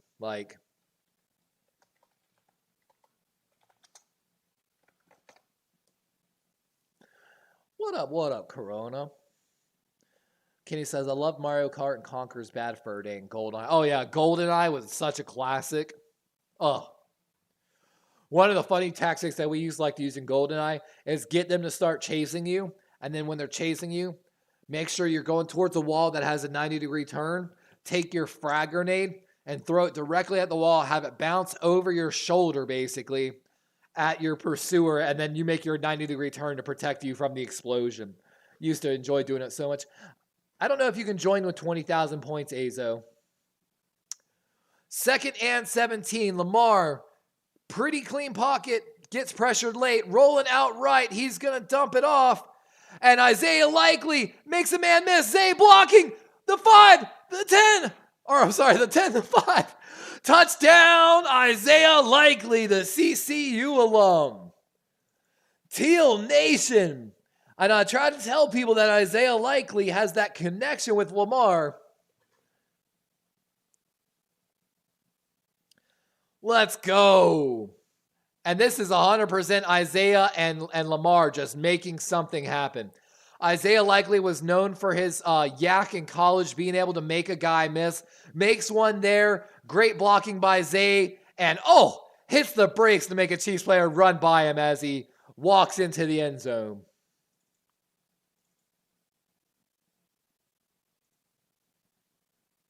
And of course, Justin Tucker going to make the PA attempt. And we've got a game, guys. 17-20 with a quarter left of football to go. Kenny says the tackle at the goal line by the Chiefs. What the heck was that? That's Isaiah Likely. You think the tight end's not going to be able to stop on a dime like that, but that's Isaiah Likely 100%. We're so excited. If y'all don't know this, by the way, I attended CCU. My girlfriend graduated CCU. I still have my CCU pewter ring. I walked on to CCU as a tight end myself quite some time ago. It was the year they were opening up against Penn State. So we got a ton of love for the CCU and Chanticleer family, Teal Nation. So the heist goes off. The poisonous fog sends half the crew to Davy Jones' locker. The rest escape with a handful of plunder and a tale of plenty. Me and Azo both win 1,000 and 10,000 points, respectively. Steve-O getting in on the word game now. Yeah, Spongy. CCU, though, losing their coach and their quarterback really hurt that program. What's really funny is there's a small technical school that I graduated from where CCU sends their players to get their GPA up first before they bring them back to play, basically. They've got a whole little, scheme going on over there. Dang, Azo rolling a 96 on the gamble. Almost got that hundo, boy. Let's see here.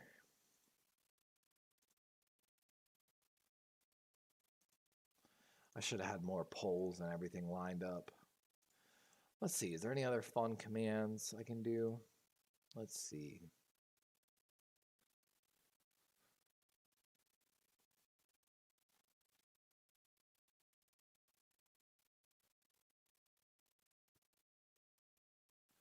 Let's see. Vote bet. Oh, that's cool. You could actually do !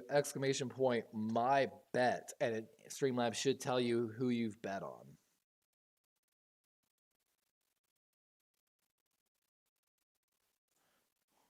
Sorry, guys. I'm trying out a couple things real quick.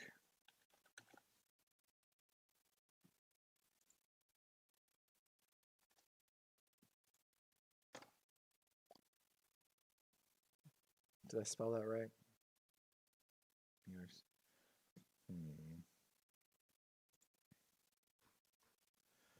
And ball fell off the tee, so they got to set it back up.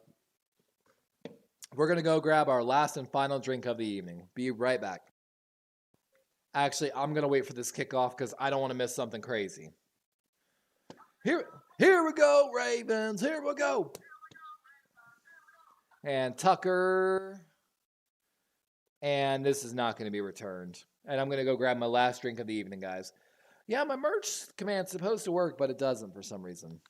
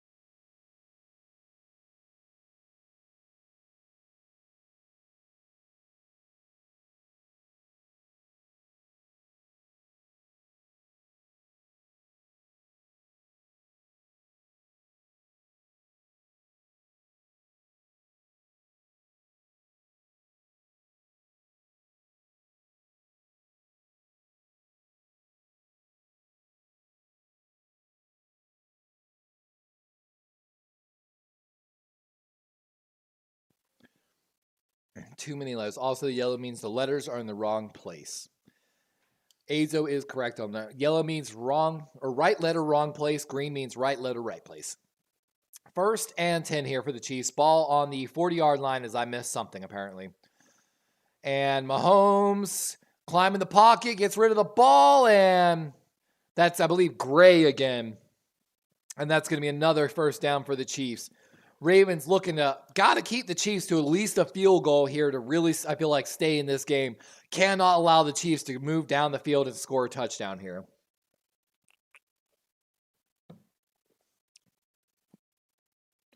And good job by Mahomes just reading all across the field there. All the way from far left to the far right. And great catch by Gray. Both quarterbacks playing pretty well tonight, though. And Pacheco, oh, great move in the backfield. And going to be tackled at what looks like, is that the 39 or the 40? There's no R. And technically, Steve-O is correct on that. There is no R in the word.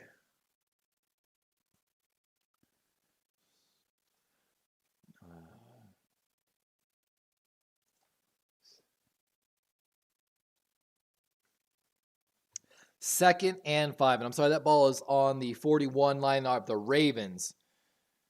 As handoff going up the middle, and Pacheco going to get maybe 2 or 3 yards on the play. 12-15 here left in the 4th quarter in a 17-20 game to start the NFL season. Derrick Henry has not seen the carries that I thought he would see, but just the run blocking has not been there either.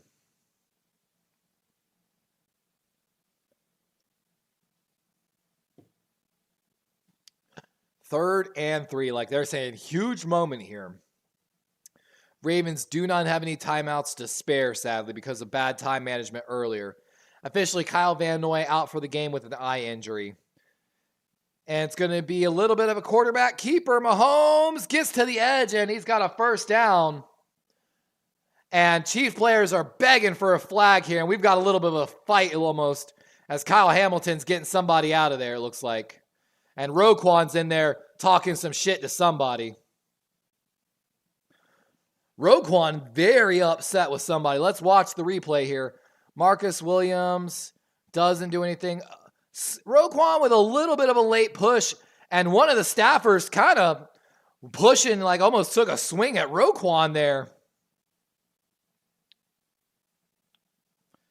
And that might have been a late push by Roquan. I'm going to be 100%. And Harbaugh is livid right now, probably because that guy went after one of the players. Handoff going left, and nowhere for Pacheco on this one, as always there to shut it down.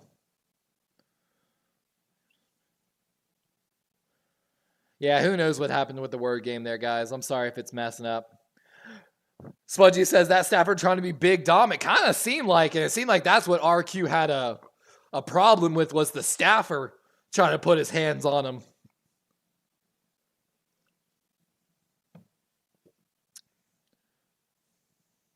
Second and 10 here. Ball on about the 35-yard line of the Ravens. Mahomes looking right. He's going there. He's got a wide open blown coverage as Xavier Worthy is going to walk into the end zone with nobody around him. As Marlon's looking at someone with some upset eyes. Obvious miscommunication there. And like they're saying, completely blown coverage on the play. Marlon looked like he thought he had a safety behind him, jamming Worthy up at the line of scrimmage, and that is a practice rep throw right there. Nobody around Worthy. My God. And again, are we seeing the payoff of the Ravens not starting, any starters in the preseason? Steve-O says Worthy and drop a Dunze. What's funny, in a lot of leagues, in one of my leagues, I have Worthy, to be 100% honest with you. And I actually gave YTC what looks like to P some really good betting advice. I think it was like 40 yards for Worthy, 40 yards for Likely, and then 14.5 receiving yards for Isaiah Pacheco. And it's funny, in that betting advice on our fantasy football, you know what? Hold on. I'm going to literally bring this up so I can show you. Actually, I can't. I forgot this isn't Streamlabs. But I literally, in our fantasy football league, before this game started, while doing or finishing the fantasy football show, I even said I think Xavier Worthy is going to get an end around that's going to go for a gain, big gain. And of course, Xavier Worthy took the end around for a touchdown earlier. Some of y'all know there's like three big reasons we started this channel. One, we had lots of crazy ideas where we really want to help people and do a lot of good in the world, even though we know good is subjective. But no one cares unless you have platform or money. Two, we got really sick of bad coverage of the Ravens nationally, and just being constantly right about these situations, these draft calls, and just kind of wanted to be like, hey, I want to put this on record. So, I've been saying I told you so for years, so I can finally put it on a record. You know what I'm saying? And then finally, the final reason is, I do have I feel like a dream job where I could be happy and make the money that I want to make would be working in a scouting department for some NFL team. Of course, the ideal dream would be somehow make it as a scout on the Ravens, and then in 20 years be named the next scout or GM in waiting for the Ravens, because we expect EDC to be there for 20 years. But we know that's not happening. We know that the first one's probably not happening. So which means we're here to say, I told you so, and also I'm sorry. It gets so tiring and frustrating constantly being ahead of everything, calling out these problems ahead of time, knowing exactly what's going to happen, because to me it's obvious, because I think about things in a rational perspective from other people's viewpoints. But it doesn't matter, because one, I don't have money, two, I didn't come from a good family, and three, I don't have the college degree I need because I got screwed out of my college. But we're about to win this game. Let's make it happen, Ravens flock. We're going to stay positive here.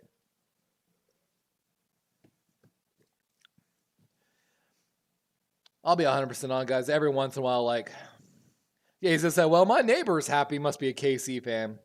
Kenny says, I'm a big I told you guy, but people hate me for it. And that's the thing. People hate you for it, but at the same time, as long as it's not presented in an arrogant way and it is truly out of love and to help the person, but, that's a whole different argument. And a little bit of an end around here to Zay Flowers on some trickery. I 100% saw a hold on what I felt like was the Ravens, but no flag on the play. 10-15 here, as that's going to bring up a second and short. Kenny says, I told everyone Debo wasn't going anywhere when he was getting restructured. I was in some Raven chats on Facebook a year ago predicting the Ravens starting offensive line, and I got so many comments oh, this dude's smoking crack. And then, of course, 100% I was on the money correct. But, second and 2. Play action, tight end screen to Likely, and bad blocking by Andrews. Oh, my God. Andrews blocking at 9:35 in the fourth. Likely screen. That was some horrible blocking by Mark Andrews. It looked like he didn't want Likely to get a ball. That is so frustrating to watch. Lamar going to keep it, going left side, and he's got it looks like maybe a first down. Might be just short with 9 minutes left, as the Ravens have to come away in this drive with a touchdown. And for those that don't know, I started school at CCU as a psychology major moving towards psychiatry. When I went back to school, I started school for nuclear medicine technician, moved to surgical technician, where then I lived in a slumlord trap, which I beat a slumlord property management company for 10 times their original settlement offer, which is how me and the girlfriend ended up in Colorado. Because I told her, let's get our money and move out of this godforsaken state. 2nd and inches. Derrick Henry up the middle as it should be, and just short gain there. New set it down, 8:30 on the clock. Kenny saying college is a hedge fund.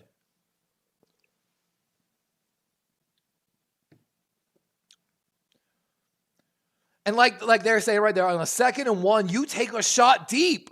Why did we not? Lamar going to keep it. Oh, Likely with a pancake block. Lamar with a spin move, and that's a 1st down run. Isaiah Likely handing out pancakes.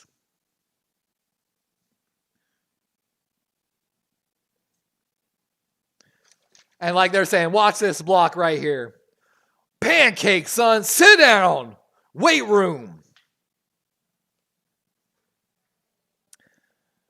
Steve said, glad I started Steelers D over Ravens. I mean, Ravens D has an interception and 2 sacks, so.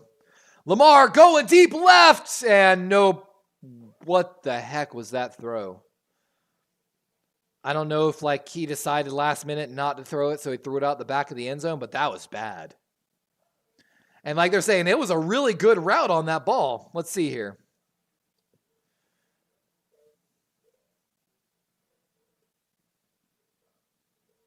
And missed a pass to Mark Andrews on the left side, trying to take that deep shot with no chance.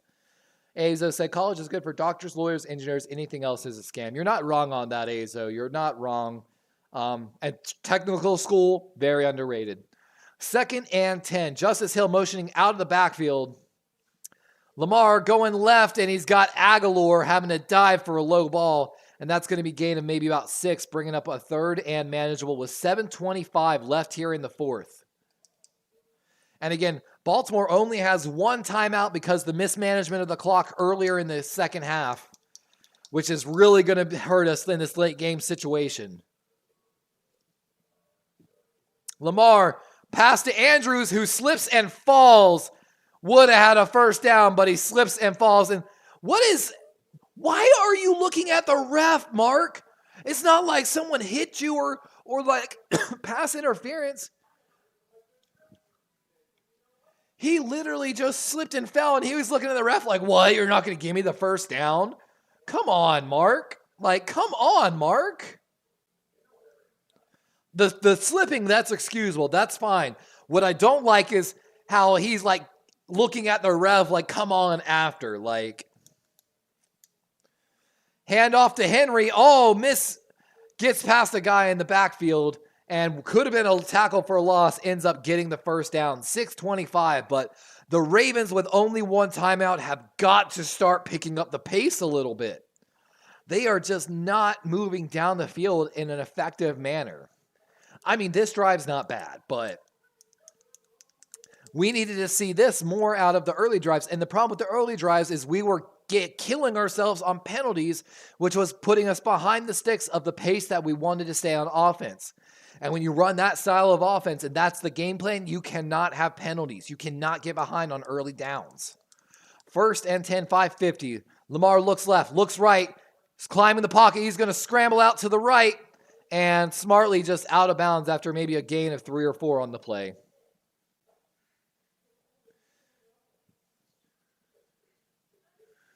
Steve-O, I have 9 kicker points to 30 Pacheco, KCD. God, that's rough.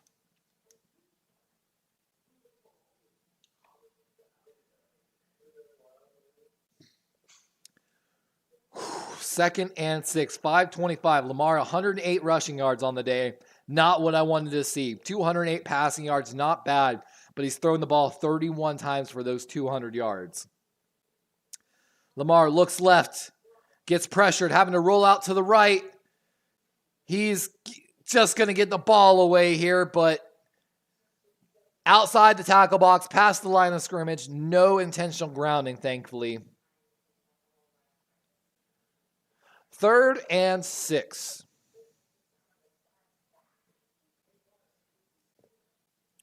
Kenny says 9 is good for a kicker. It's not bad for a kicker. That's what I expect out of my kicker every week almost, basically. But out of like Justin Tucker, you're expecting honestly a little more, like more than 10 points. Especially if your league gives extra points for kicks over 50 yards. 3rd and 6, likely the man in motion, been a constant theme of today. Lamar looking that way. Oh, he got ghost pressure. There was no one around him, and he freaks out. He had a good pocket, and Lamar freaked out and left the pocket. That's not a good sign for him, as we've got, I believe, a holding call on Baltimore. Another illegal formation. Did they say the center wasn't on the line? No, it's on Bateman. And again, that is 5 illegal formation penalties on the Ravens. And that's the right call. That is 100% the right call. As the Ravens bring out Tucker to make this a one-score game. 32-yard field goal attempt for Tucker.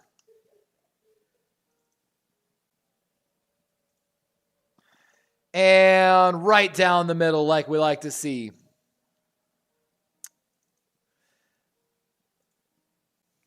And that's good. Oh, I forgot to update the score earlier. My apologies. That's going to bring the game to 20-27. My apologies. I forgot to add that KC touchdown earlier. A one-score game again. But again, we're less than, 7 minutes left in this game? What is that? Hold on. I want to make sure I get this right. We've got 4:54 left in this game. And one timeout.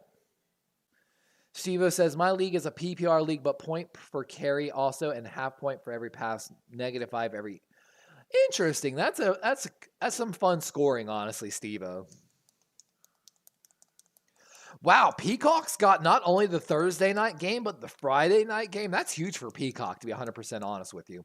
And again, if you don't know, guys, of course, we're covering every Ravens game. We'll be covering tomorrow's night game of Packers versus Eagles. Saturday night, we're going to be doing Jackbox Gaming, 10 p.m. Eastern time, usually on Friday nights. And then Sunday night, we're rounding out week 1, covering the Sunday night matchup of Rams versus Lions.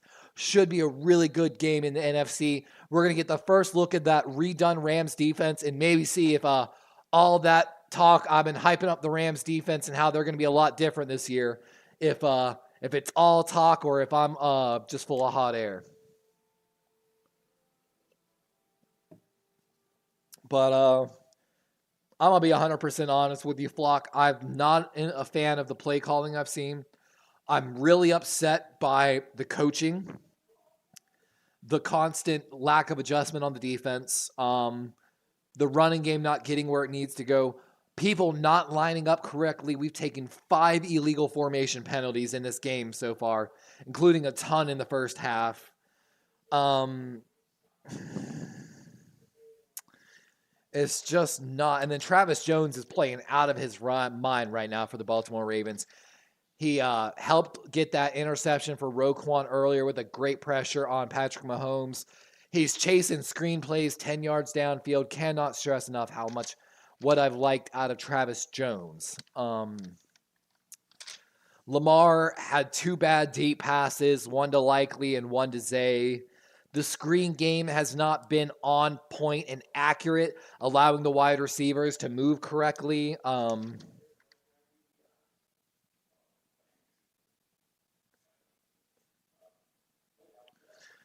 And I saw a play where Mark Andrews was not blocking. On Isaiah Likely's little screenplay, Mark literally let the guy go through. I'm very upset about that, to be honest.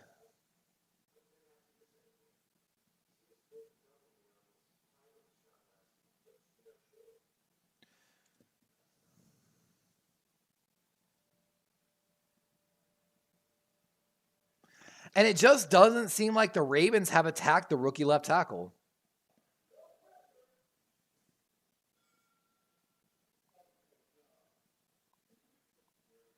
And like they're mentioning right there, they're not even having to send help over to that left tackle, which is aggravating. David said, I had to jump through some fire hoops to recover my NFL Plus account. They don't have and humans working. They don't, my guy. They really don't. I've had so many complaints about NFL Plus. 1 sack, 2 pressures on 25 pass blocking snaps for Sumatea. Azo said, it's not over, but my nails are raw. I feel you, my guy. Especially we screwed up our timeouts at the beginning of the second half, and now we're behind the 8 ball on time management.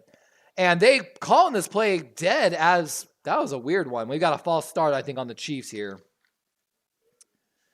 Spongy says, I have another running back from a smaller school for you to look at. Heard.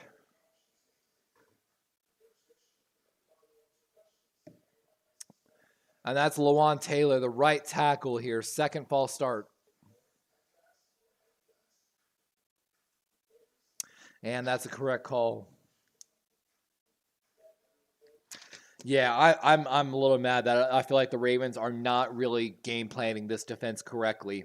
And I think it's 100% showing. It might be too early to say, but I'm kind of already missing Mike McDonald. I really am right now. 2nd and 10. 4:14 on the clock. Mahomes looks right, looks left, gets pressured. He's going to have space to run. And how is that not a hold on Rashee Rice? And they're going to call a late hit here on Roquan, I think, hitting Patrick. But there is 100% a hold. And let's see if they're calling the hold now. We've got multiple flags, and they're going to give him a flag that should have never been there. Let's see. Roquan signaling it's for us. That was 100% a hold on Rashee Rice, trying to block Kyle Hamilton. If that's not called, this is rigged. And fouls by both teams, holding on the offense. Personal foul, roughing the passer on the defense by Roquan. These penalties offset, replay, 2nd down. At least it's an offset, but that was, and again, Roquan, you're killing us, boy. That's 2 times you've gone after Mahomes. And that's such a bad hold. The fact that it took the refs that long to throw the flag, again, is kind of upsetting. And again, if Roquan hadn't done that, we get 10 yards. It's a 2nd and 20. Killing me, guys. 4:06, ball on the 30-yard line of the Chiefs. Screen play to Pacheco. And Roquan's there with someone, but Pacheco's still able to gain. Oh, he's still going. He didn't touch the ground technically. And he's got the first down on extra effort. He technically rolled over the top of his offensive lineman, not touching the ground. That is, I believe, the correct call there. Or actually, he's rolling over the top of 3 Ravens players. That is a great job of the Chiefs' offensive line and the wide receiver, I believe, out there, or tight end. Realizing he's not down. There's no whistle. Go, go. I'm not even mad about that, to be honest. Handoff going up the middle. That's Pacheco and 2 yards on the play. 3:25 though. But again, Baltimore only 1 timeout, so they've really got to make a stop here. With only 1 timeout, they can't do anything. Like Azo said, maximum effort plus ultra time, guys. But again, these bad penalties are killing us. That roughing the passer took it from a 2nd and 20 to a 2nd and 10. Simple as that. Killing me, guys. Roquan's getting a little too heated. Carson Steele, the undrafted rookie free agent, in there for the Chiefs now. And he's going to get it, and he's going nowhere as Roquan is in the backfield immediately. That's going to be a tackle for a loss for Roquan. Kenny said, Ravens figured out the Chiefs are running it. I know, finally. And we've got a timeout. That's Ravens' final timeout, and they've got to. They're going to try to use the 2-minute warning to their advantage. Big 3rd down here coming up for the Ravens defense. They have to stop the Chiefs. If they don't, they can only get the ball back with, let me do the math here, maybe 15 seconds. Maybe. This is going to be rough. Congratulations, got it, by the way, on the word game.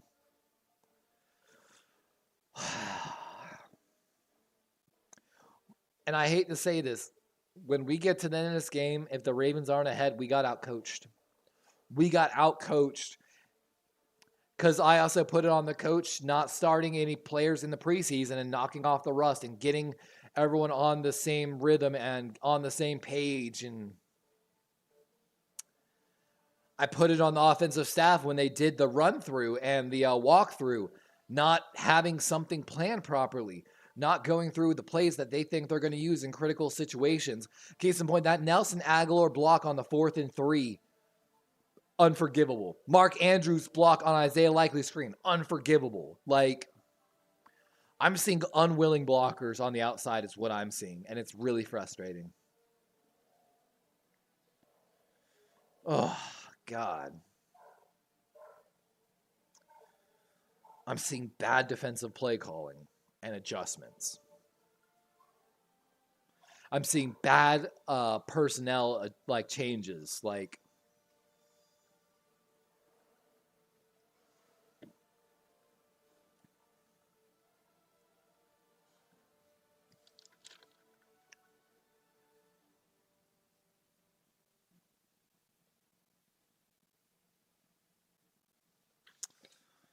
we're definitely going to have a lot to look at game tape this week, and that's all I got to say about that. Like, I'm going to have a lot to look at on NFL Plus 22 and NFL Pro. Like,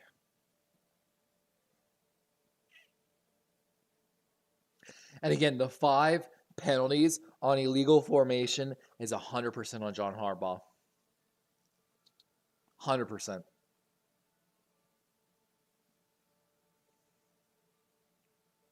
And something is kidding. We talked about it on the game Corey Davis lockdown show the other day. We talked about that. This game's not as open and shut as some people thought it was going to be. 2:36 here, 3rd and 10, big third down here. We'll see if the Ravens bring any pressure.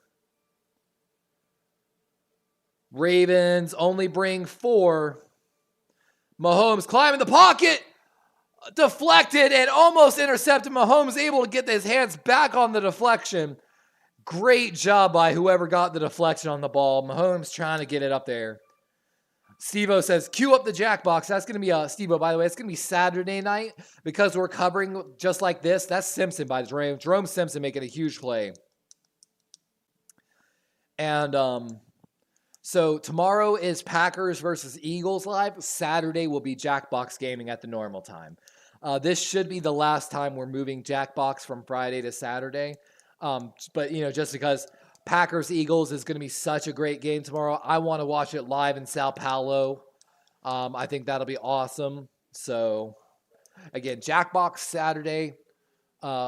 Friday night is Packers versus Eagles at 8 o'clock.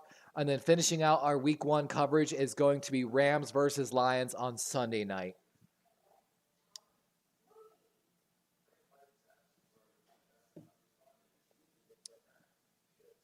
Hummer got a new suspension package. That's kind of cool, actually. Oh, it's the Hummer EV. That's actually dope. I'd buy a Hummer EV. That looks cool. I'm all about that. If y'all aren't seeing the GMC Hummer EV commercial, it actually looks pretty cool. Now we're watching some dude in underwear, Hanes commercial. Run and play Ultimate Frisbee. Anti-chafe, no write-up, total support. Got to support the package. Steve-O said, what are my points for then, LOL? Your points are for redeeming squats. Your points are for showing off. Your points are for other future prizes on the channel, like maybe making me take a drink, Kenny says, my car runs on dead dinosaurs. I legitimately had to have a conversation with someone. He's like, I don't fucking understand fossil fuels. Just carbon's always getting put in back, so it just doesn't matter, man. It's all a lie because carbon goes right back. And I'm like, do you know how long carbon takes to like condense and change from a molecular standpoint into something else? How much pressure, time that takes, and our usage of said products compared to the time it takes to make it is just not sustainable. Yeah, but I hate trying to explain science to people that had a hard time passing high school biology. That's my best way to put it. Azo said, I don't have commercials, just what looks like a loading screen. You know what's funny is that my Roku channel does that too, Azo. It just like kind of like puts on elevator music, puts on like the Roku like picture basically, and just sits there. At least the good side of this, guys, is after this is all done, I'm going to go eat some more food and play games with my girlfriend. We're probably going to go play some team fight tactics on League of Legends. Kenny says, it's just science. If only it was that easy, Kenny. If only that it was that easy. Like, I had someone look at me one time and try to tell me that one of the presidents never signed an executive order their entire time. I was like, no, it's kind of common. Every president's done it for like past 20 years. You don't even know half the executive orders even getting passed. That's normal. Yada, yada, yada. He sat there and argued with me, so I pulled up the national records from Congress to make my point. Hardy going to get a chance to return this, and oh my God, gets nowhere. And I have not, for those that are new to the stream, I have not been a fan of the Deontay Hardy signing. I think Tylan Wallace was the better option at returner. And I still can feel like it continues to show. Jackson, 21 of 32 for 208 yards. Mahomes, 20 of 28 for 291 yards. Mahomes sacked twice, Lamar once, and both one touchdown, but Mahomes with one interception. 150 as the game on the line here for the Ravens as they get started from the 13-yard line. Got 87 yards to go to tie this game up. Lamar looking right, going there. That's likely again and likely out of bounds. Good job to stop the clock. Gain of 9 on the play. 145. Steve-O says, just start the game. We'll play without you. What's funny, Steve-O, is I actually did think about bringing up the Jackbox games to allow people to play the games, like instead of the Wordly game up there. It's still something I'm kind of exploring. I'm not sure if I will or not. Like the Office Murder game, if I can get that to work, I think that would be an excellent game for my fans to play while the game's going. Lamar rolling out right. He's going to get there, still going, and out of bounds, thankfully, with 137 with a fresh set of downs. And Lamar is just having to run to keep this offense relevant. If Lamar did not have the 119 rushing yards and he tried to throw away all these balls where there was no one open, God, it would look bad. The thing is this, half of these runs for Lamar were not design runs. And Ravens are having some issues getting lined up here. 5 seconds on the play clock. Lamar looking left. He's going to go there, going deep. And throwing it into double coverage for Bateman. Bateman never had the step on his guy, and there was safety help over the top. That was a bad ball, but at least it was thrown out of bounds. Steve-O says 119 rushing. I believe so, Steve-O. Henry's nowhere even close, and I think JK's the leading wide receiver right now in yards. Isaiah likely might have passed him with that last catch, but that's not a good look when your running back's leading and rushing and your running back's leading and receiving. 2nd and 10. Safety dropping out deep for the Chiefs here. They're expecting a deep ball. Pass short to the right. That's Isaiah likely again and pushed out of bounds after an 8-yard gain, it looks like.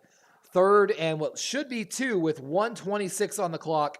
Chiefs are just giving the Ravens these short little passes right now.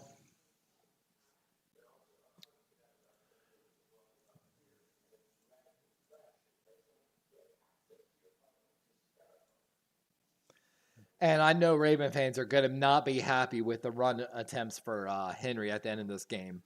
1:26, ball on the 37.5-yard line of the Ravens. So still about 63 yards to go here.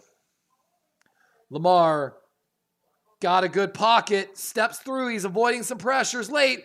He's going to run for it, and he's got the first down at least as he dives. And we might have either Chief player slow to get up here. He's still on the ground.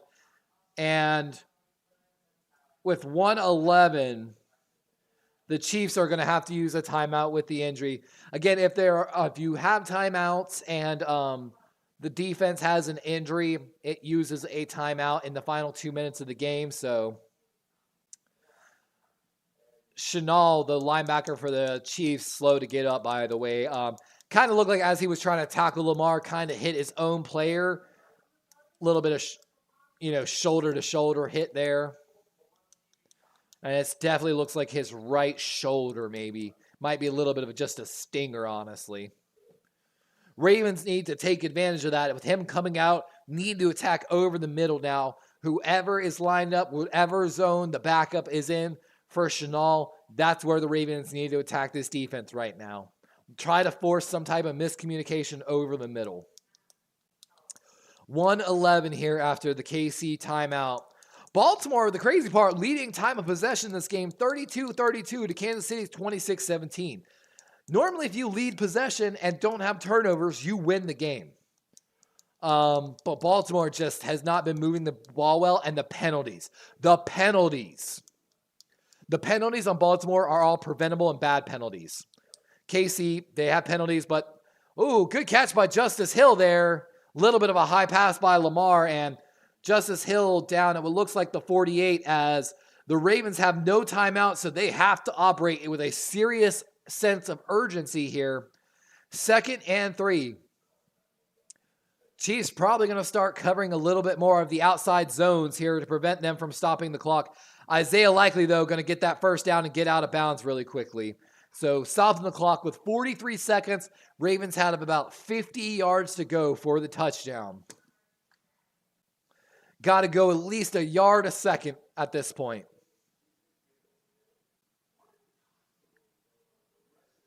Azo said, where was this performance through the first 3 quarters? He was doing the same thing, Azo, but the thing was the Chiefs were playing, right now they're playing deep. They're giving a lot of these short balls, Chris Jones is taking a breather, though. He's getting ready for the clutch final plays here. 43 seconds. Again, ball on the 48 of the Chiefs. Lamar drops back. He's throwing a ball deep. He's got a man. That's Bateman with a fingertip catch. Rising up for it. Clock is still going, though. 30 seconds and rolling. 1st and 10. Ravens are in the red zone. Ravens, the clock is still ticking. 20 seconds. Ravens have lost 10 seconds here. 4 wide look.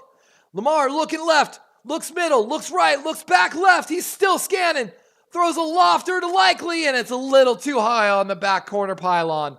Oh, no, and Likely appears to be injured now. Oh, no, looks like a left shoulder injury as he comes down on the concrete part of the end zone past the field turf. Why is there concrete past the end zone? Horrible field, Chiefs, horrible field. And what a great grab by Bateman, but that's not what we like to see Likely.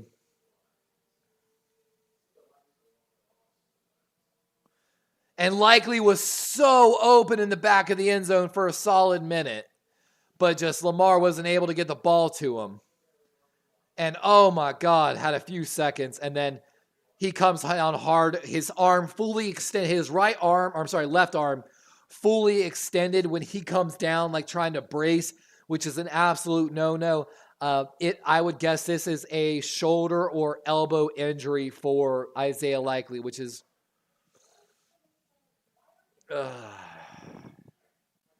And with the first injury to Isaiah Likely, there's no, since the Ravens have no timeout, there's no penalty. But if there is another one, the Ravens will actually take a 5-yard penalty on this. And I hate to say this, that ball just got Isaiah Likely hurt. And that is his right arm, not his left arm that he came down on. Right arm, shoulder, or elbow. And again, the late and high ball by Lamar just got Isaiah Likely hurt. That is absolutely heartbreaking to see. He kind of was holding his ribs a little bit. At least he's up and walking off, but that hurts, man. That hurts. It looks like he's looking at the field. He wants to come back on the field. 10 seconds. 2nd and goal. Ravens looking to tie this game. I'm officially turning off the game cast, so nothing will give it away. Ravens looking to tie the game. 10 seconds on the 10-yard line. Lamar looks left, looks right. He's getting pressured. Ball. Oh, no! Zay is wide open in the back of the end zone, and Lamar just misses him. Wide open. Oh my God, let's watch the back camera here. This will give us the best view of this play.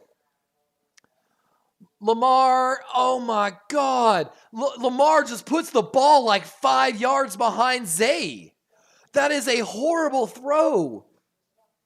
And Zay throws his hands up in the air, and he's just like, are you serious? Like laughing, like, are you serious? 5 seconds, 3rd and goal. Last play of the game here, probably. Lamar's making an adjustment with 9 seconds on the play clock. Is likely is back in the game here in the slot. Lamar buying time. Throwing, and it's end zone. Likely might have made a toe tap. They're signaling touchdown. And barring we got to see a review, but that's a touchdown from Isaiah Likely. In the back of the end zone. Are his toes down, though? With time expired on the clock. Let's see. Oh, that is, I think I see green, though. They're going to have to zoom in on this. Oh, my God. Oh, he's out of bounds. That toe's on the line. Oh, my God, no. That toe is on the line by a centimeter. And the NFL ref up in the booth is saying that's out of bounds, no touchdown. Oh, my God. Likely almost the hero of the game. By a toe. Oh my gosh. Yep, he's out of bounds. That's the correct call. Oh my God. Lamar had some really bad throws in this game. Some really bad throws. I hate to be this person. The completion percentage in yards does not tell the truth of this game. Lamar missed a bad pass deep. Lamar missed Zay in the end zone. Lamar slightly too high of a catch that led Likely out of bounds. Lamar missed an open Likely in the end zone. Lamar missed 3 touchdown throws in this game. And the official score to end the game here is going to be 26-20 Chiefs. Why? I was about to say, no, it's 20. I was about to say, why did they put up 26? 20-27. Chiefs win. It kind of was that classic style of Chiefs win where there was quite a bit of controversy.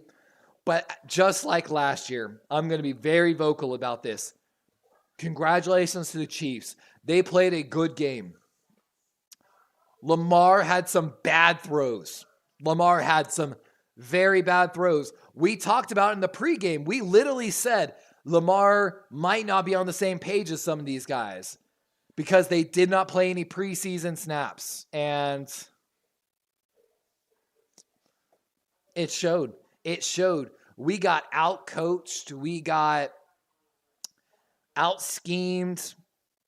We had horrible penalties. Roquan, we had linebackers matched up against Rashee Rice in the slot. Just absolutely mind-blowing. Lamar inaccurate on the deep throws, inaccurate on the screen throws. The completion percentages don't show the true story of how the ball was thrown this game. That's 100% let me see here if I can show the stats here. 1 second here. Team stats, and let me pull up the Gamecast here again. So that's team stats. I hate how ESPN doesn't show the player stats as much anymore. There we go. Full box score. Hold on. Let's get to this.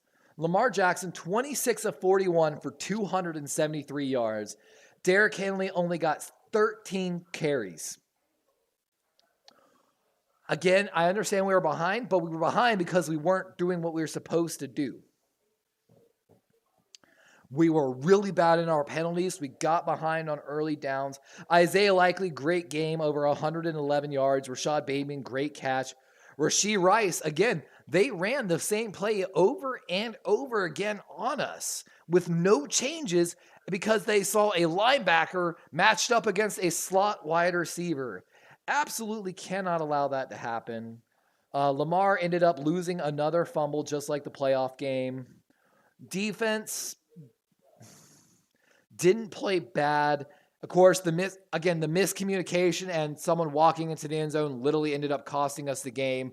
I don't know who the safety was on that side. I highly doubt it was Marlon that made the mistake. But that walk-off touchdown right there and give him an easy touchdown, again, changed the game 100%. Ravens might only had to kick a field goal if they've been able to deal with that. Deontay Hardy's punt return, absolutely horrible. Justin Tucker, he missed one from long from 53. Not ideal. The Ravens did not use their timeouts correctly in the first half and then grossly used them in the second half, which again ended up putting them in a time-bind situation that kind of might have been able to change the game. It is deeply frustrating that the offense looked so bad. They looked so poorly coached. The offensive route schemes were horrible. A lot of Isaiah Likely's yards were given on gimmies that they were just going to give us. They were said, hey, we're going to make you beat us by doing something other than this, and we're going to continually blow up your tight ends and linebackers on these short little outlet and underneath passes, and we're going to make life hard on them. The Ravens did not attack that rookie left tackle like I thought they should have. It was a good game by the Cheifs and a pretty good game by the Ravens, but I am vastly unhappy right now with how the Ravens coaching staff handled that game. I'm hoping game 2 will be different. I'm hoping, we had to knock off some rust. No starters really played in the preseason, but I think that was a mistake as well.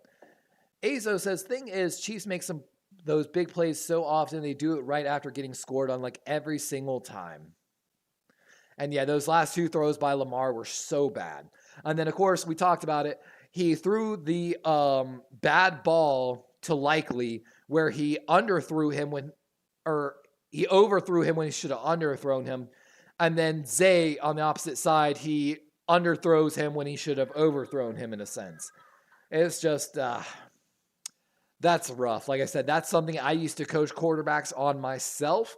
And I used to drive home certain rules on certain throws. And case in point, you're throwing a go unless you read the coverage correctly.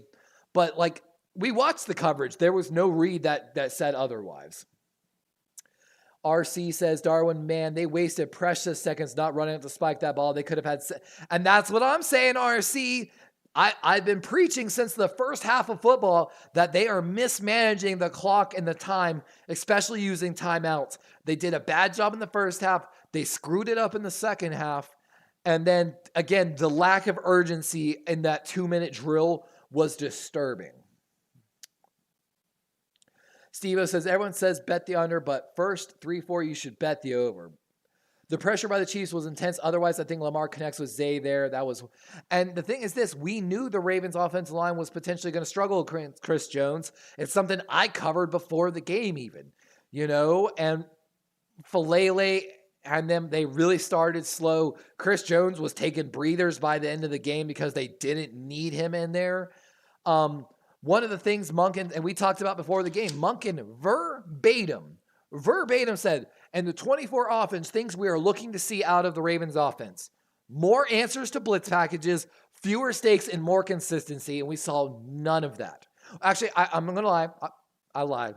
We saw Lamar actually making some adjustments at the line of scrimmage, but I also saw him call his own run play on one of them, which is not what I want, honestly, unless it is so open. Oh, so rough. Do you agree that Lamar Jackson was off? Of course he played off today. It was horrible. His screen passes were slow and low. He threw really bad deep balls. He missed wide open wide receivers on some of them. It was not Lamar Jackson's best passing performance, despite, not having interceptions and throwing over 200 yards. It's one of those ones that frustrates me because when you watch the throws and you're watching where he's leading wide receivers on these passes, where the actual ball placement is when it gets to the receiver, is it on his front shoulder, his back shoulder? Is it at his knees? Is it at his feet? Is the ball too high? That is the things that passing stats do not track, that you have to be watching the game 100% and really analyzing what was the pocket like, what were the receiver routes, where should he throw in this ball, like a bunch of different factors. And we're going to dive into it in our All-22 film here tomorrow, that's for sure. But it was rough. Azo says, we held the Super Bowl champs to one score. I think we can see the good in that. If we can iron out the kinks, I have confidence. And again, it's not the defense that I've had frustrations with. The defense played decently, other than the one blown play, which was heartbreaking, you know. And of course, my argument for the defense was the lack of adjustment. First we saw Roquan out there on Rashee Rice. Big game by the Chiefs. They run the same play. Malik Harrison's out there on Rashee Rice. Runs by Malik. We then see Trenton Simpson out there on Rashee Rice. They run the same play. Trenton got the better of him one time, but then they ran it again and got the better of Trenton. We saw them run that slant with Rashee Rice out of the slot more than 4 times, and every time they called it because they saw a linebacker matched up against their number. That's like having Tyreek Hill matched up against Roquan in a sense. The number 1 wide receiver of the team matched up against your linebacker. And I'm telling you right now, that's something I expose people in Madden with all the time. I see your linebacker out there, my wide receiver, I'm hot routing and blowing past you. So super frustrating. Darwin, RC says, Darwin, going for 2 right there would have been ridiculous. All or nothing on opening night. Maybe the ref saved Harbaugh from himself. You're not wrong on that one.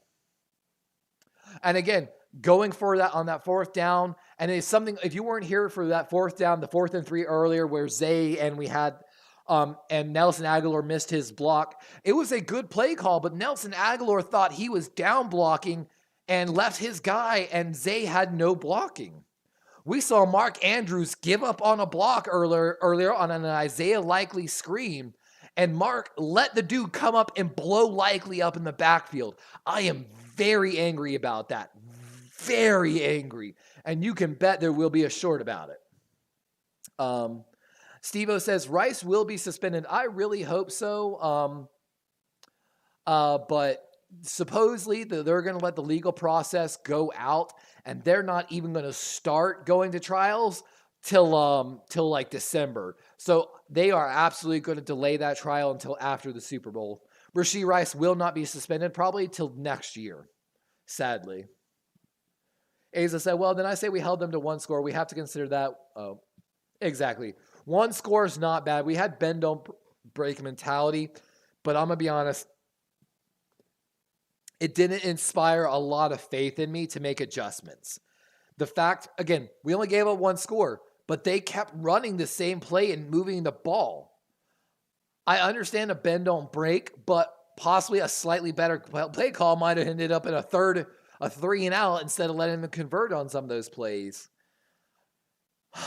It's Zach Orr's first game. They've got a lot of tape to look at. That's all I've got to say. Great game, Chiefs. Again, I strongly believe the Ravens got out-coached on this one 100%, and I'm very upset about it. But the Chiefs do deserve this win. They played good football game. They played a solid football game. It was rough. And again, if Rashee Rice had been suspended, this might have been a very different game. But whatever. Rashee Rice is a criminal. He should be in jail.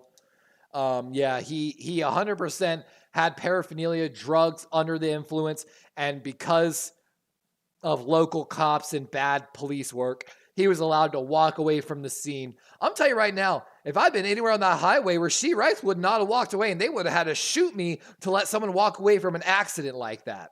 I don't care who he is. But I'm a big believer in karma, and I think Rashee Rice will get his karma this season, one way or another. And like Philly's saying, he fled the scene with drugs in the car. And there's no question it was him. Everyone knows it was him. The cars were registered to him. It is some literally Pittsburgh Steeler Ben Roethlisberger getting away and the DA quitting afterwards type of energy going down on there. I believe it was in Texas, which is where he's from, SMU guy. And it kills me because I was a big Rashee Rice guy last draft. And then after that accident, I 100% forsake everything about Rashee Rice. Like I said, I think he deserves to go to jail. I think he deserves multiple years in jail for what he did. And if it was any other person other than Rashee Rice, the police investigation and the retribution would have been way more instant. But, you know, it be like that. I know he deserves to be playing for the Las Vegas Raiders acting like that. And yeah, it was in Dallas, which is where he's from with SMU. So you can't tell me he didn't get favorable treatment by the local law enforcement down there. But all right, guys, it's been fun. It was a great game. It sucks to start the season on a loss. At least we've got some tape and some things to start studying so that hopefully we can propose some solutions to the Ravens. I tweeted out at Lacey DaCosta, the wife of the GM of the Ravens, some of my thoughts. You know, she likes to tweet out a lot during the game. We will be live tomorrow, same time for the Green Bay Packers versus the Philadelphia Eagles. And then, of course, Saturday night, we will have Jackbox Gaming. Hopefully, we'll get a couple more of y'all in here for that. Like Spongy says, him and Henry Ruggs should be a deadly duo in prison. And like David said, Big Ben had a history of doing creepy stuff in college and high school.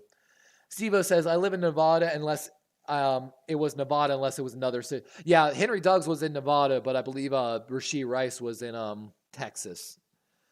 But all right, guys, NFL kickoff coverage has concluded. It's been fun. Make sure you like, subscribe before you head out if you haven't. We're going to be live tomorrow. We'll be live Saturday night, and we'll be live Sunday night. Come back, check us out every night, 8 p.m. or 10 p.m. Eastern time. And good luck to Sponge's Philadelphia Eagles. Big shout out to everyone that come to join us today. Azo, Sponge, David, John J, Joe Stevens, RC, and Kenny as well. But thanks so much for everyone coming and hanging out with us. It's been fun. Look forward to next week already. Just got to keep your eyes forward. Can't let this hang over us for the entire season. We'll be looking to get some revenge in the playoffs. With that, guys, I'm your boy, Darwin's Raven, a.k.a. D-Rave, Levi, whatever you want to call me. And good luck to everyone in their fantasy football.